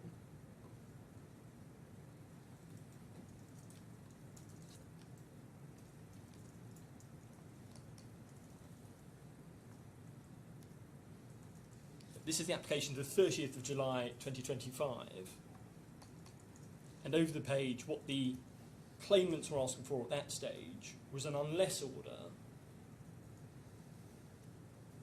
that unless the defendant complies with the second DPO, the defence is struck out but without further order. Then paragraph 2, a rerun of the disclosure searches, and in paragraph 3 there was an unless order to be attached to that. Yeah. Now, Your Honour, that unless order wasn't made. And it wasn't made in my submission because the same issues that are live today were live then and couldn't be determined. There are two key issues. The first is the existence of documents at the time that this litigation commenced. The second is the question of control. Each of those was necessary in order to establish a breach of the orders at the PTR, and each of those was a point that the court wasn't able to determine or wasn't necessary to determine at the PTR, because it was more important to find a pragmatic solution that allowed something to be done before trial. Now, the fact that the claimants applied for an unless order and didn't obtain it, but are now asking for an order that nonetheless has that effect, I accept is not preclusive. In other words, the application can still perfectly properly be made, asking as if that order had been made. But that circumstance does, in my submission, require a careful evaluation of why the order wasn't made in those terms, and whether there's been any material change of circumstances since then and today that justifies a different approach. Your Honour, while on this page,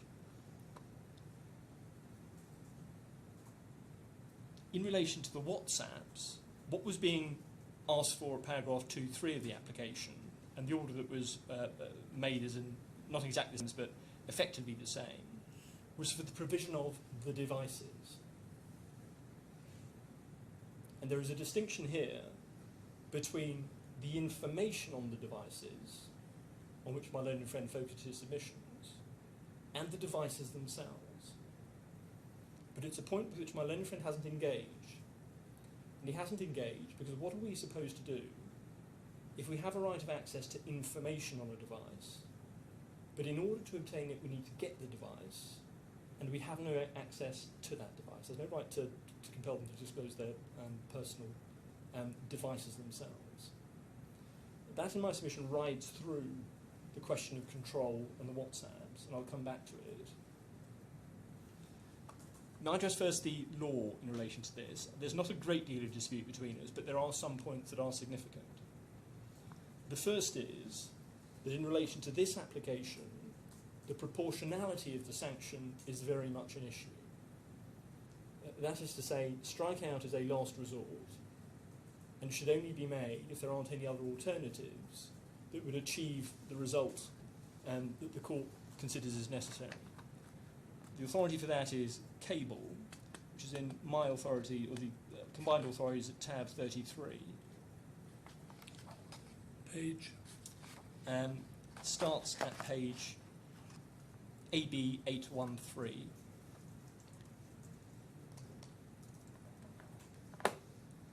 The relevant principle starts at paragraph 5, that's 820, in the judgment of Lord Justice Coulson. Paragraph 45, a claim must be clearly shown to be an abusive process before it can be struck out. The striking out of a claim is a draconian remedy and one that should be seen as a last resort. There's a citation there of Lord Hope in Summers. Paragraph 49 of which I draw your Honour's attention to. As noted in paragraph 42 above, the court has a wide discretion as to how to exercise its case management powers. These include the power to strike out the whole or any part of a statement of case at whatever stage it is made, even if it is made at the end of the trial. And then just continuing down a few lines. The second line from the bottom of that page is the draconian step of striking out a claim. Striking a claim out is always a last resort. A fortiori, where to do so would deprive the claimant of a substantive right to which the court has held that he was entitled to after a fair trial. And then I'll take your honour to how that was applied. That's page 825 of the bundle. What was Cable? What was the type of strikeout or the circumstances? It was a failure to comply with the pre-action protocol. They hadn't. They had gone down the line of a lower track. The procedural requirements were simpler on a lower track, when they knew that the claim was far greater than it was, and it was ultimately presented for the benefit of limitation purposes. They went down the line of complying with the pre-action protocol. When it was subsequently issued, it was a far greater claim. I was taking your honour to page 825, and it's paragraph 72 and 73 in the judgment of Lord Justice Coulson. His Lordship says there an abusive process can occur regardless of whether or not there is unfairness, let alone manifest unfairness to the other party. And just the last sentence of that paragraph.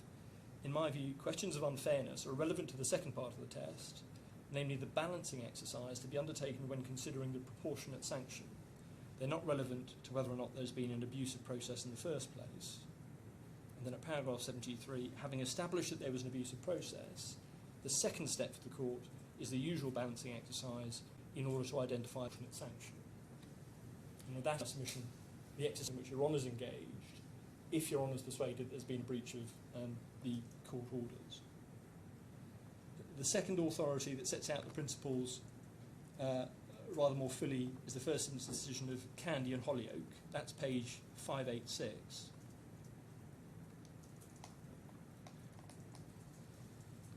This was a much more straightforward case of non-disclosure and failure to comply with court orders, akin to what is alleged in this application. The issue the court was dealing with is at page 587.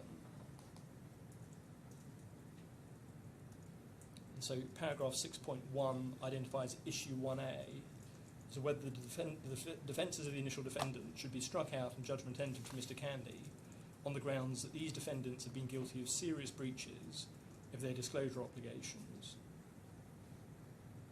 The conclusions that were reached are at 588, paragraph 11. So the initial defendants have, as they admit, been guilty of serious and significant breaches of their duties of disclosure. The overriding objective requires that there should be sanctions for such breaches, as the initial defendants also concede. But I'm not persuaded that the appropriate sanction is to strike out the defences or to grant Mr. Candy judgment on his claims without a trial. And the principles in my submission are relevant start at page 595. At paragraphs 31 and 32. So the first point is that the court has a discretion which must be exercised in accordance with the overriding objectives. When a party breaches an order or fails to comply with the rule a range of sanctions is available. The gravity of such breaches vary considerably. The test in each case must be what is just and proportionate. At the extreme end is the sanction of striking out, but the ultimate sanction is appropriate. The ultimate sanction is appropriate only in an extreme case. And then paragraph 32 sets out the propositions a little more fully. May I identify subparagraph 5 of that?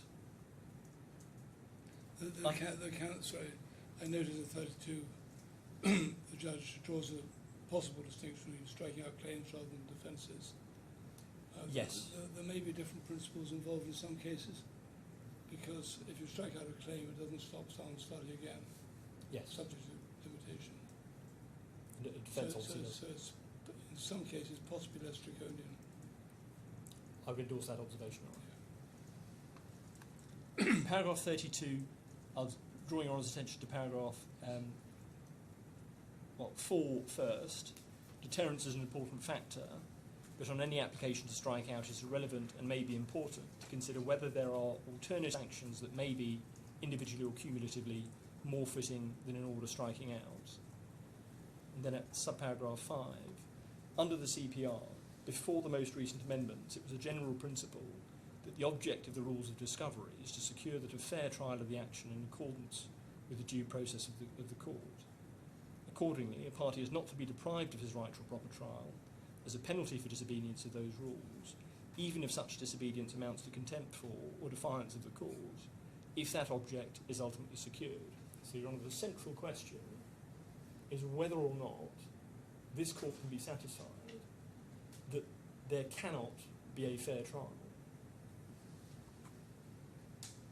And Your Honour, the last paragraph I draw to Your Honour's attention is the approach to the evidence on this sort of application. Paragraph 34, at page 597. May I invite Your Honour to read that?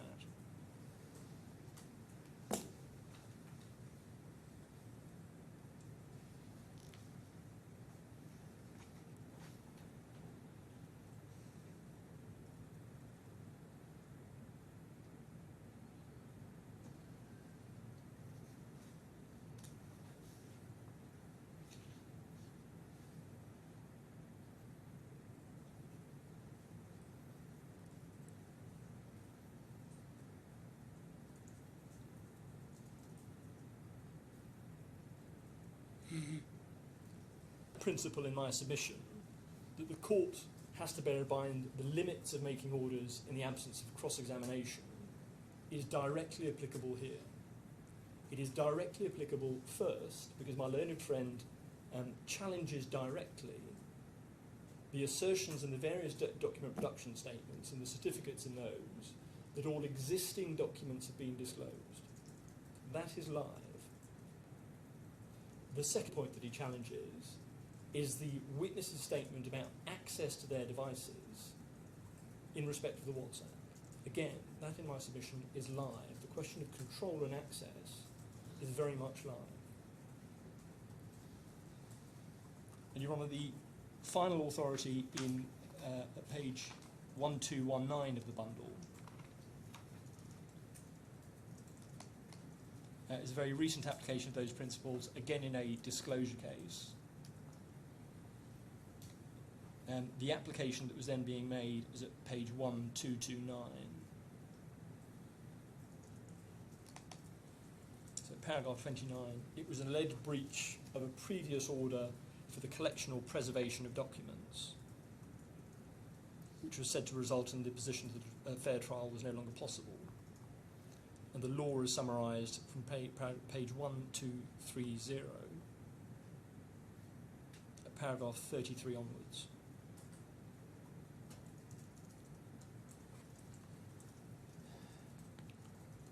What do you want me to look at? Your Honour, it's page 1232. The proposition 3, the judge's approval of the submission, based on Hayden and Charles, the factors that are of particular importance are A, whether there's been a deliberate and wholesale non-compliance with the rules and orders of the court, amounting to a total disregard of the court's orders. B, whether the offending parties conducted the litigation and their breaches of the case management directions of the court are contrary to the overriding objective and have resulted in serious delay to the progress of the action. C, whether there's been any proper explanation for these failures. D, whether the failures follow a pre-existing pattern. E, whether the offending party's conduct has had a significant prejudicial and oppressive effect on the innocent party. And although those aren't a prescribed list, but it's the sort of circumstances that one evaluates in applying the overriding objective. In light of those principles, I'll turn to the PTR and the basis on which that order was made.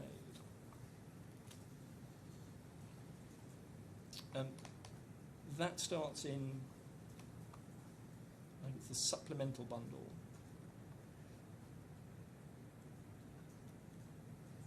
Sorry on it. Yes, it's a supplemental bundle starting at 1985. The discussion about the disclosure order starts at 1991 at line 27.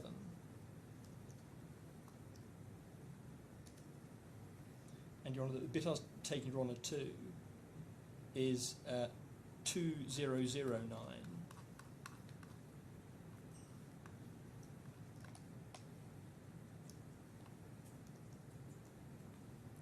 And my learned friend makes this page 209 at line 15. My learned friend is about to start his substantive application, and Your Honour asked, well, yes, but I wonder whether I'd like to explore your fallback application, as it were, of having the process rerun by Emirates.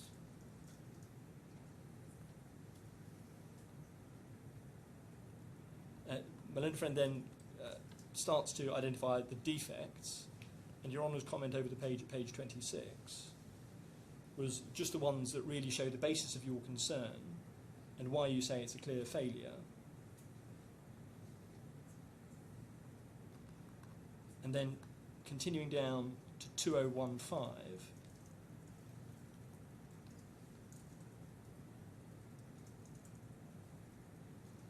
this demonstrates that the question of the existence of documents was fundamental to the way in which this application was determined. So Your Honour, line 9 asks, basically there's no policy of keeping documents and they just get deleted in the ordinary random course of events. Your Honour's there describing our data production policy based on the evidence that I'd taken the court to. And my learned friend says yes, so he accepts the documents have been deleted. So as I say, it's not actually in dispute that there are missing documents. And indeed, Your Honour comments, if they've been deleted, maybe good practice or bad practice, but if they've been deleted, where do you go from there? Yes, I accept that if a proper disclosure process takes place and then the upshot is they've been deleted. Your Honour, that reflects the position today, and what my learned friend's submissions haven't distinguished between is what he is calling suppression, that is to say, the deliberate deletion or hiding of documents, and the document production policy that is the defendant's standard course, that is to say, what happens before the litigation. That is a very significant difference in my submission, because it is not suppression or deleting documents if they never existed at the point at which this litigation started.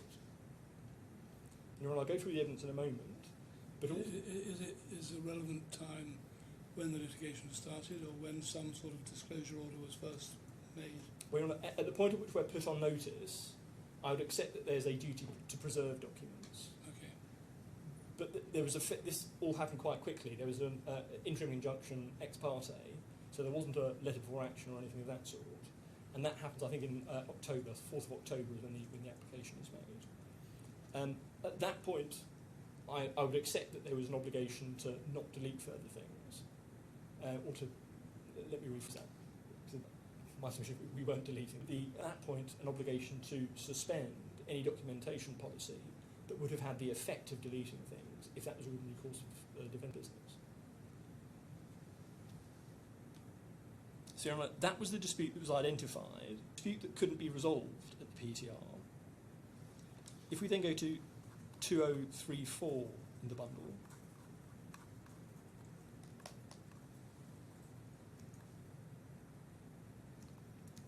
we were discussing at this stage what could practically be done.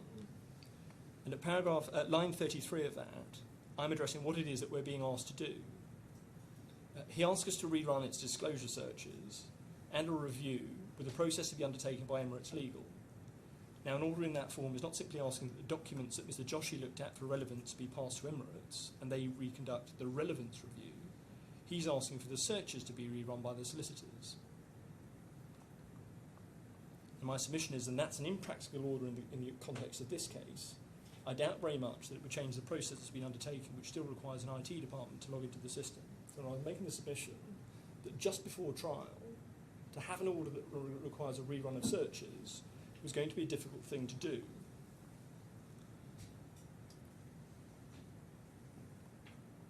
Going through to 2036, Your Honour picks up on that point with my learned friend at lines 14 to 15. It's a point as to why 3 or 4 weeks before trial is now impracticable. My learned friend makes a submission, well, it's not impracticable. And they haven't said it's impracticable. It could well be done, but I've been through the history. And what he's envisaging, he further describes.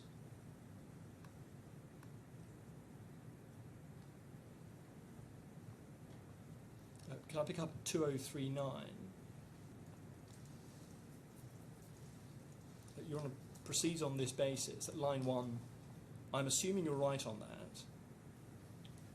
And Your Honour, perhaps I should go back. That's my learned friend's submission that we know these documents have existed and haven't been provided. So the question of breach. And Your Honour makes the assumption that you're right on that for present purposes and proceed on that basis. But it doesn't mean that the process of disclosure is now defective. It means that it may simply mean the documents no longer exist. You know, again, in my submission, that's where we still are today.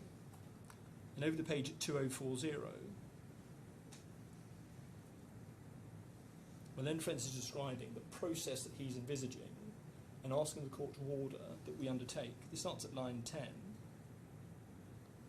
My Lord could direct, for example, just the review process. But in my submission, the failure to get in the documents, and Mr. Oram did describe accurately in my submission how this works, the failure to get in the document is also bad practice and not in compliance with what ought to have taken place. And what should happen is that the solicitors get the documents in, put them on a database, and then they know what sources are in there and what normally happens. And at lines 25 to 27, he expressly rejects the suggestion that my solicitors need to go anywhere. And the idea that they need to, Mr. Oram suggested they need to go through all of these jurisdictions to do it, I mean, that's completely absurd. Devices can and should be imaged remotely. That's how it's done in modern practice. And when I come back to that in the context of the laptops, because the evidence is most of the laptops are in India, a number of them were in various other jurisdictions, and that the collation exercise involved wasn't an exercise that Emirates could do, other than by the assistance of BLS. Your Honour, finally, we come to the discussion about the timing of this, which is at 2045. Your Honour asks me between lines 3 to 5, if I were to make an order that Emirates themselves conduct the search again, as it were, what are the practicalities in terms of timing and so on? My submission is it will put us under severe strain. At line 12, if what we're looking at is the step 7, in other words, the documents are all obtained, they're just passed to Emirates and they do a relevance check, I suspect that's a more limited role, if that's what we're talking about. Line 23, if on the other hand, what we're talking about is rerunning the searches, I suspect that means that my solicitor is sitting next to me, and that'll be a far more labour-intensive exercise. And you're on the critical passages over the page at 2046. Your Honour asks us again, if that exercise was rerun, from about subparagraph 3 onwards, if that was rerun with the assistance of, or under the direction of Emirates, or the lawyers in Emirates, what sort of burden would that be? My submission, it'll be significant. Between lines 12 to 13, I say it took us 2 months to get that exercise done the first time. And my learned friend's submission is as follows. If I may, just on that, just from our side, a couple of observations. I mean, the first is that in any event the later delay was caused by the fact that they hadn't identified a particular repository. I took instructions during the break from my instructing solicitors that the majority of this in terms of even imaging, server and laptops and running keyword searches, my solicitors could be done within 48 hours, or certainly not much beyond that. It's just then there's a case of reviewing the documents, and in relation to that, we've seen that the very small number of documents that have been disclosed, so the review is likely. And my friend refers to using IT providers at 27 to 28. And over the page, again at line 12, line 2, while the collection of documents can be done within 48 hours, the keywords applied just through remote access to servers and remote access to laptops, so that the collection process of getting everything together could be done in that way. The application of keywords is also extremely quick, because it's an electronic process of applying keywords to those documents. That's why it's a small number of days. So an order was made on a dispute as to how long this was going to take, trying to achieve something that was possible between the PTR and trial, and recognising that there was going to be an additional burden of simply getting the trial prepared around that. There wasn't any evidence at the time, so there was no evidence before the court of what in fact this was going to take. And an order was made requiring it to be done in, I think, 6 days. What I want to go through now is the evidence of the extraordinary exercise that followed this order. 5th to the 11th, whatever that is in number of days. The first is Mr. Hussein's witness statement in response to the application. That's in the supplemental bundle at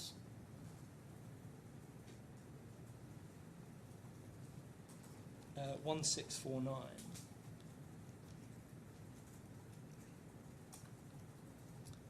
Over at page 1650, Mr. Hussein describes that under his supervision and that of Emirates, the defendant re-ran its disclosure searches in accordance with the custodian's data sources of repositories and the 187 search terms set out in Schedule 1 to the consent order. At paragraph 5, he explains the resources that were allocated to that exercise and the time that it took to complete. At 5A, 4 personnel at Emirates Legal took part in daily virtual meetings, remote supervision of searches via screen sharing sessions, and manual spot checks of extracted data. We directed the email searches that were carried out by BLS while we watched. All email searches were carried out and corresponding files were downloaded from relevant keyword searches under Emirates Legal's supervision.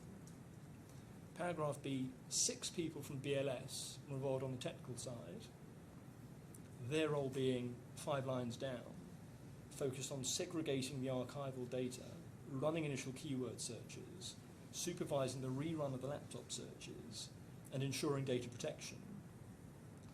And at paragraph C is a breakdown of the man-hours that were spent.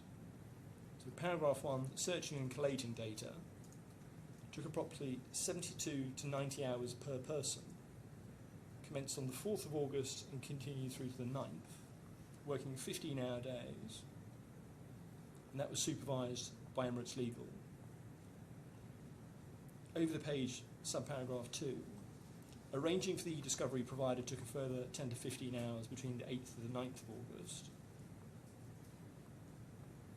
And here, given my learned friend's application, I should identify 4 lines down.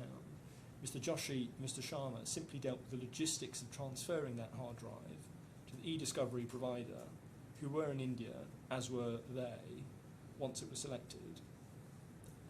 And point 3, once the relevant documents were produced by the e-service provider, they were compartmentalised request-wise. An Emirates Legal team comprising of myself, Yash and Baron, manually reviewed the data between the 12th and the 14th, 2025.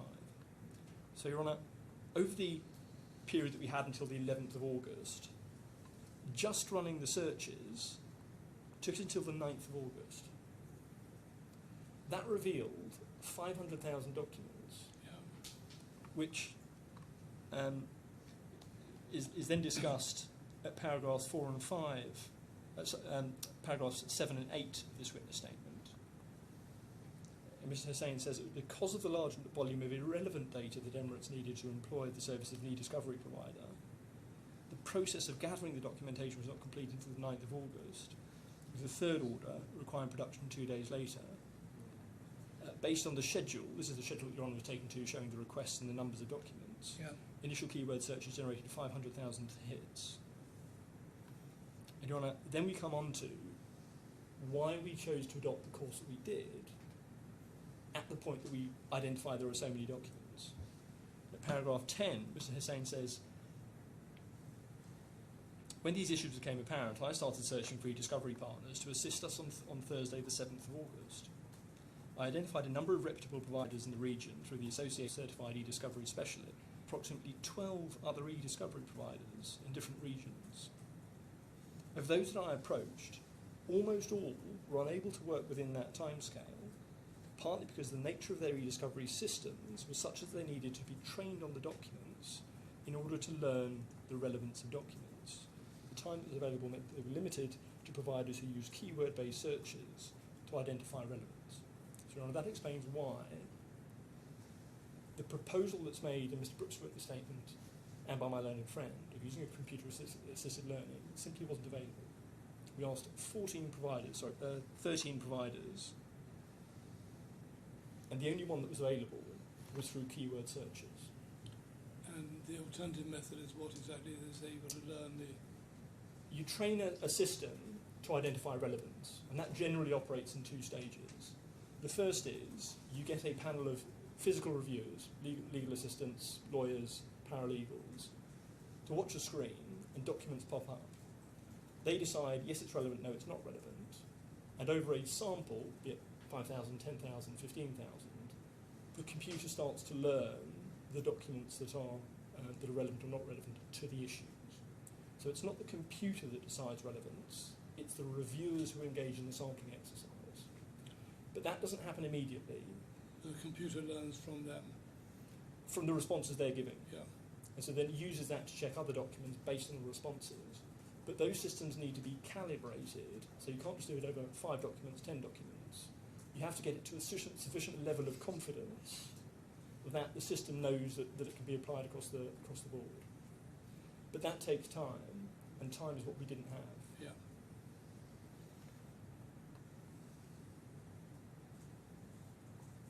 So you had to use keyword-based search. So that was the only option. We can't use exactly the same keywords, because then it's not a relevant search. You would get the 500,000 documents coming through again. So you have to do some other sorts of keywords. And I entirely accept there was an imperfection in that exercise, and indeed I'll accept from my learned friend submissions that the reduction of documents from a very large quantity down to almost nil in some cases means that exercise ultimately ended up being pretty pointless. But that wasn't as a result of a deliberate choice, which was his submission. It was the circumstances. There was no alternative of the sort that my learned friend was suggesting of using computer-assisted learning, whether they gave us 1 day, 2 days, a week. This was going to take months.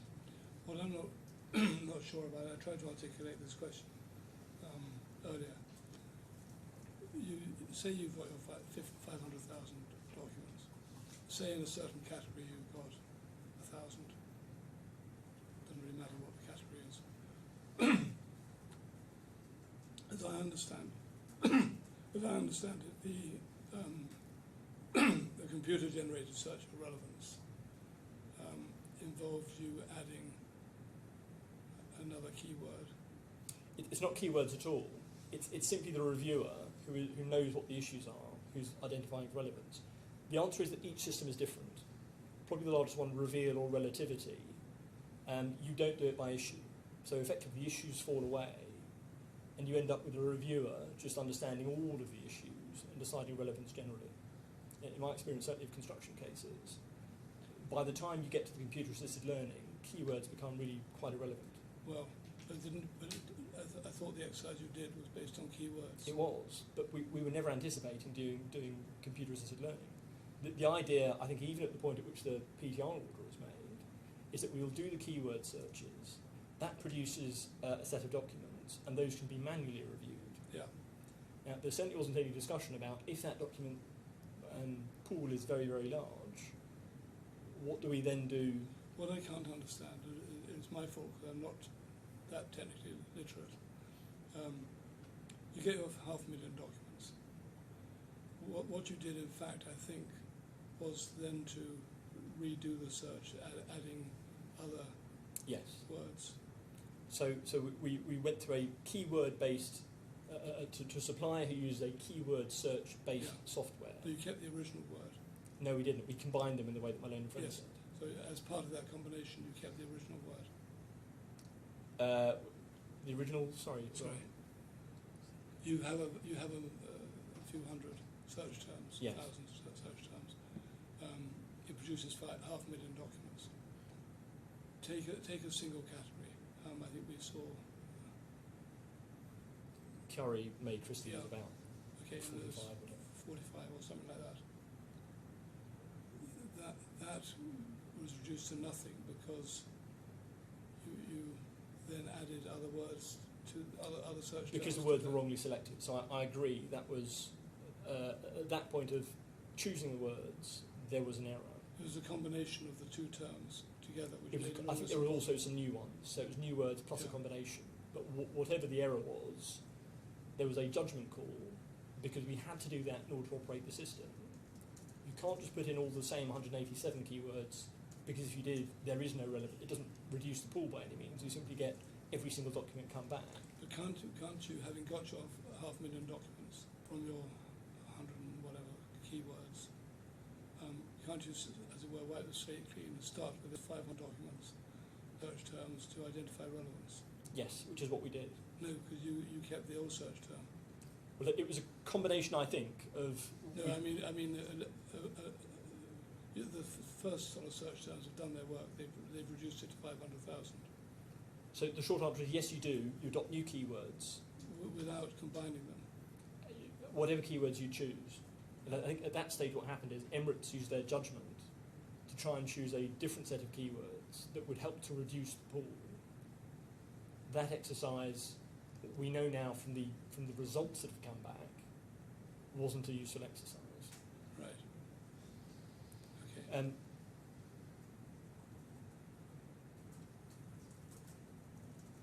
So Your Honour, that's the PTR on the basis on which the order was made.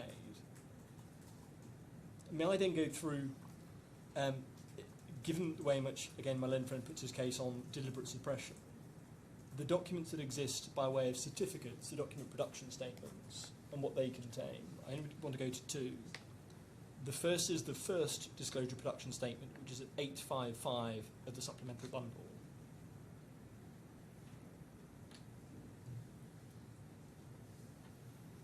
This is Mr. Joshi, in-house counsel for the defendant. He identifies in paragraph 2 what the first DPO required and summarises that. And then I went through this at the PTR. It goes through the scope of the search. And then I go to page 859. At paragraph 12, it contains a certification that I certify and understand that the duty to produce documents, and to the best of my knowledge, I have carried out that duty. I certify that, subject to paragraphs 9 and 10 above, the documents produced, one in the defendant's original production given on the 4th of November, and on 8th of April 2025, are a complete bundle of all documents which are, or have been, in the defendant's control, and which it's obliged to produce under the DPO. The defendant intends to produce a list of documents identifying each of these documents. So there are 4 of these disclosure production statements. All of them contain a certificate in that form. That is, that we understand the search, we've undertaken the search, and that these are the documents, in Mr. Joshi's opinion, and that are in the control and that exist as a result of those searches. Your Honour, in order to find in my learned friend's favour, Your Honour has to reject those assertions, and is being invited to do that in the absence of cross-examination, and to assume that there are documents that are existing and haven't been produced. There is in my submission no evidence to support that.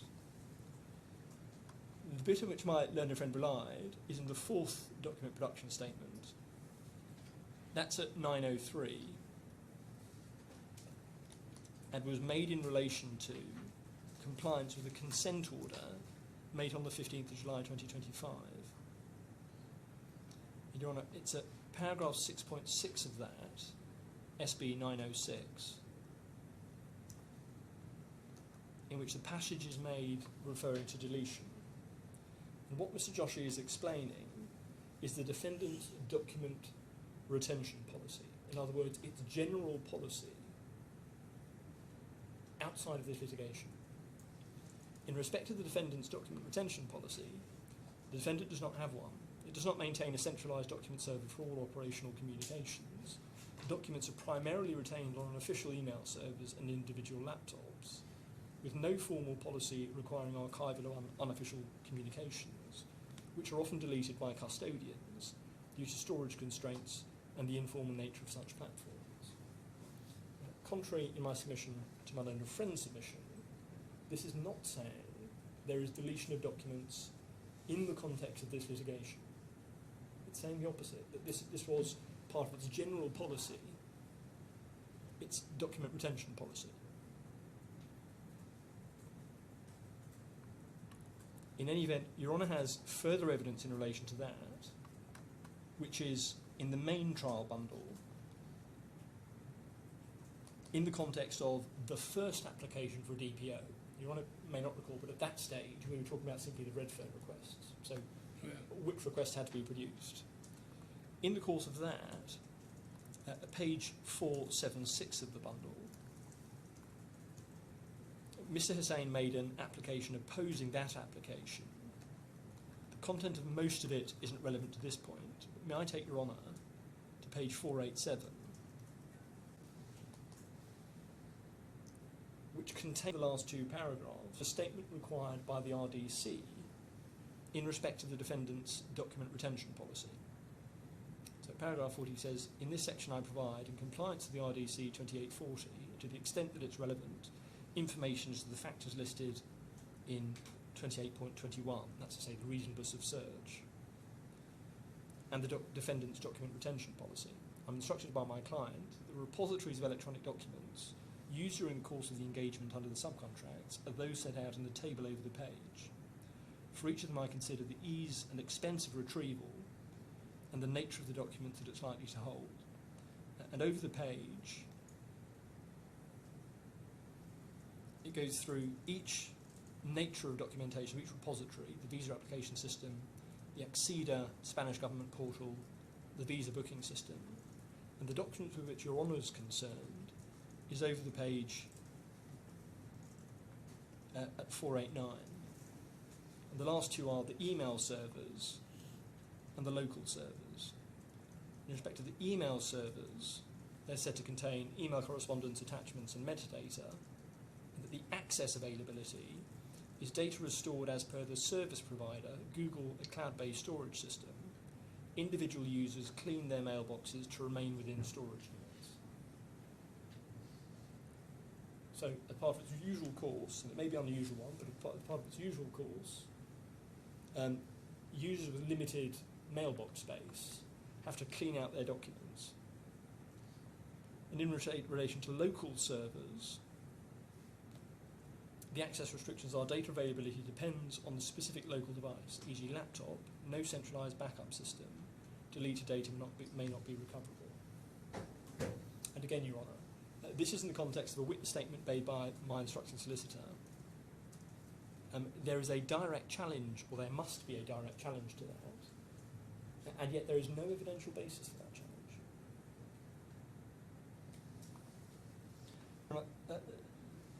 Those limitations partly inform the difficulty of the searches that had to be undertaken. And Your Honour sees that. I'm going to take Your Honour back to the supplemental bundle through the two witness statements that were made. The first asking for an extension of time to comply with the DPO, the PCR order. That's on the 11th of August, SB 916.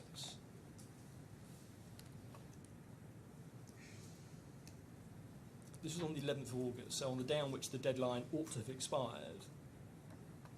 And Mr. Hussain is doing it to support an application for an extension of time.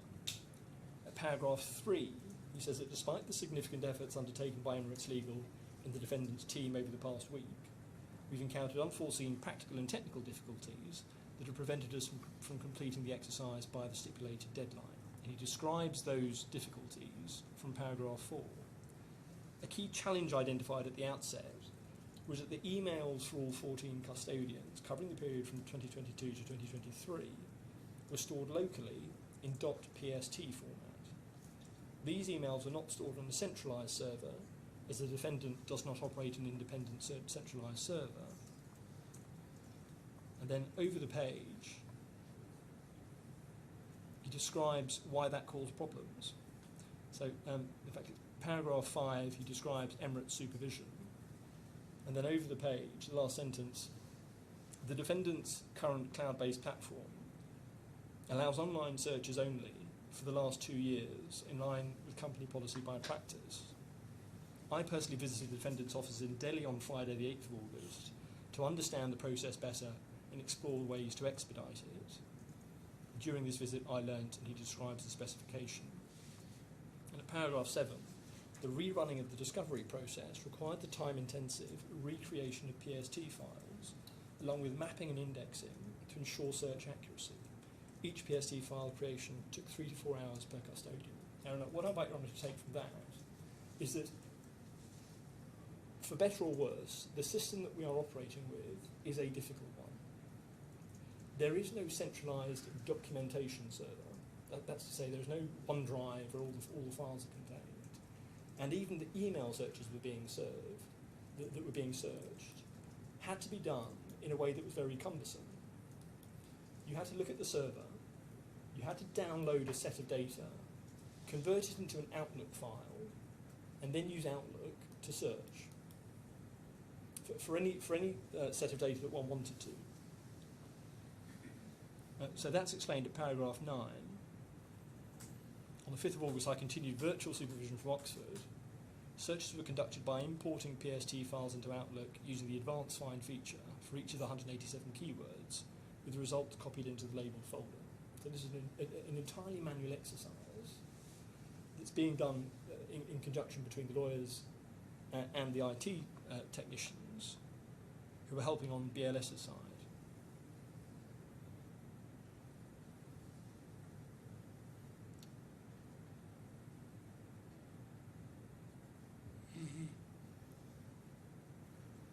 And Your Honour, I'm going through now 919. Paragraph 12, Mr. Hussain repeats that on the 8th of August he flew to New Delhi to provide physical supervision and inspect the data storage processes at the BLS office. I wanted to physically check how they're storing the folders and they were creating in respect of all the searches.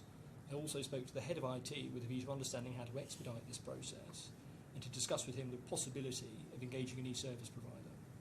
So, Your Honour, we did what we could to see if there were alternatives. At this stage, we approach 13 e-disclosure providers with the limitations that I've already described. This was an exercise undertaken under significant time pressure, but it was the best that come in the available time. Now, Your Honour, I accept that's not an answer to was there a breach of the order. There are parts of the order that weren't complied with, but it is directly relevant to whether or not the right approach to that is to strike out the defence, and whether it is a proportionate sanction. And Your Honour, I'm going to come back to the evidence. May I summarise what the options are now? My learned friend has said on various occasions they're willing to give time. My client, I'm told on instructions, as well as on the basis of the evidence I've taken running through now, has no reason to hide documents. It is perfectly willing to go through an exercise that will address these issues. Why we're here is that none of this was canvassed at the CMC in September 2024. The first time any challenge to the searches, to the reasonableness of searches, or to the way in which those searches were to be undertaken occurs in June this year, 3 months before trial. That's the application for the second DPO. And even if we had done something at that stage, let me rephrase that. Even if at that stage it had been suggested, as it is now being suggested, that we do computer-assisted learning to take the 500,000 documents and put them through a system, we would have been at pressure. The exercise takes time to plan. We would have needed to agree with the other side how that was to be done. And to do that in the 3 months of the trial would have been difficult. To do that at the point at which the PTR happened was simply impossible. But if my learned friend says this is a case where that matters, then notwithstanding why we're now here, then if he wants to adjourn the trial, we will go through that exercise.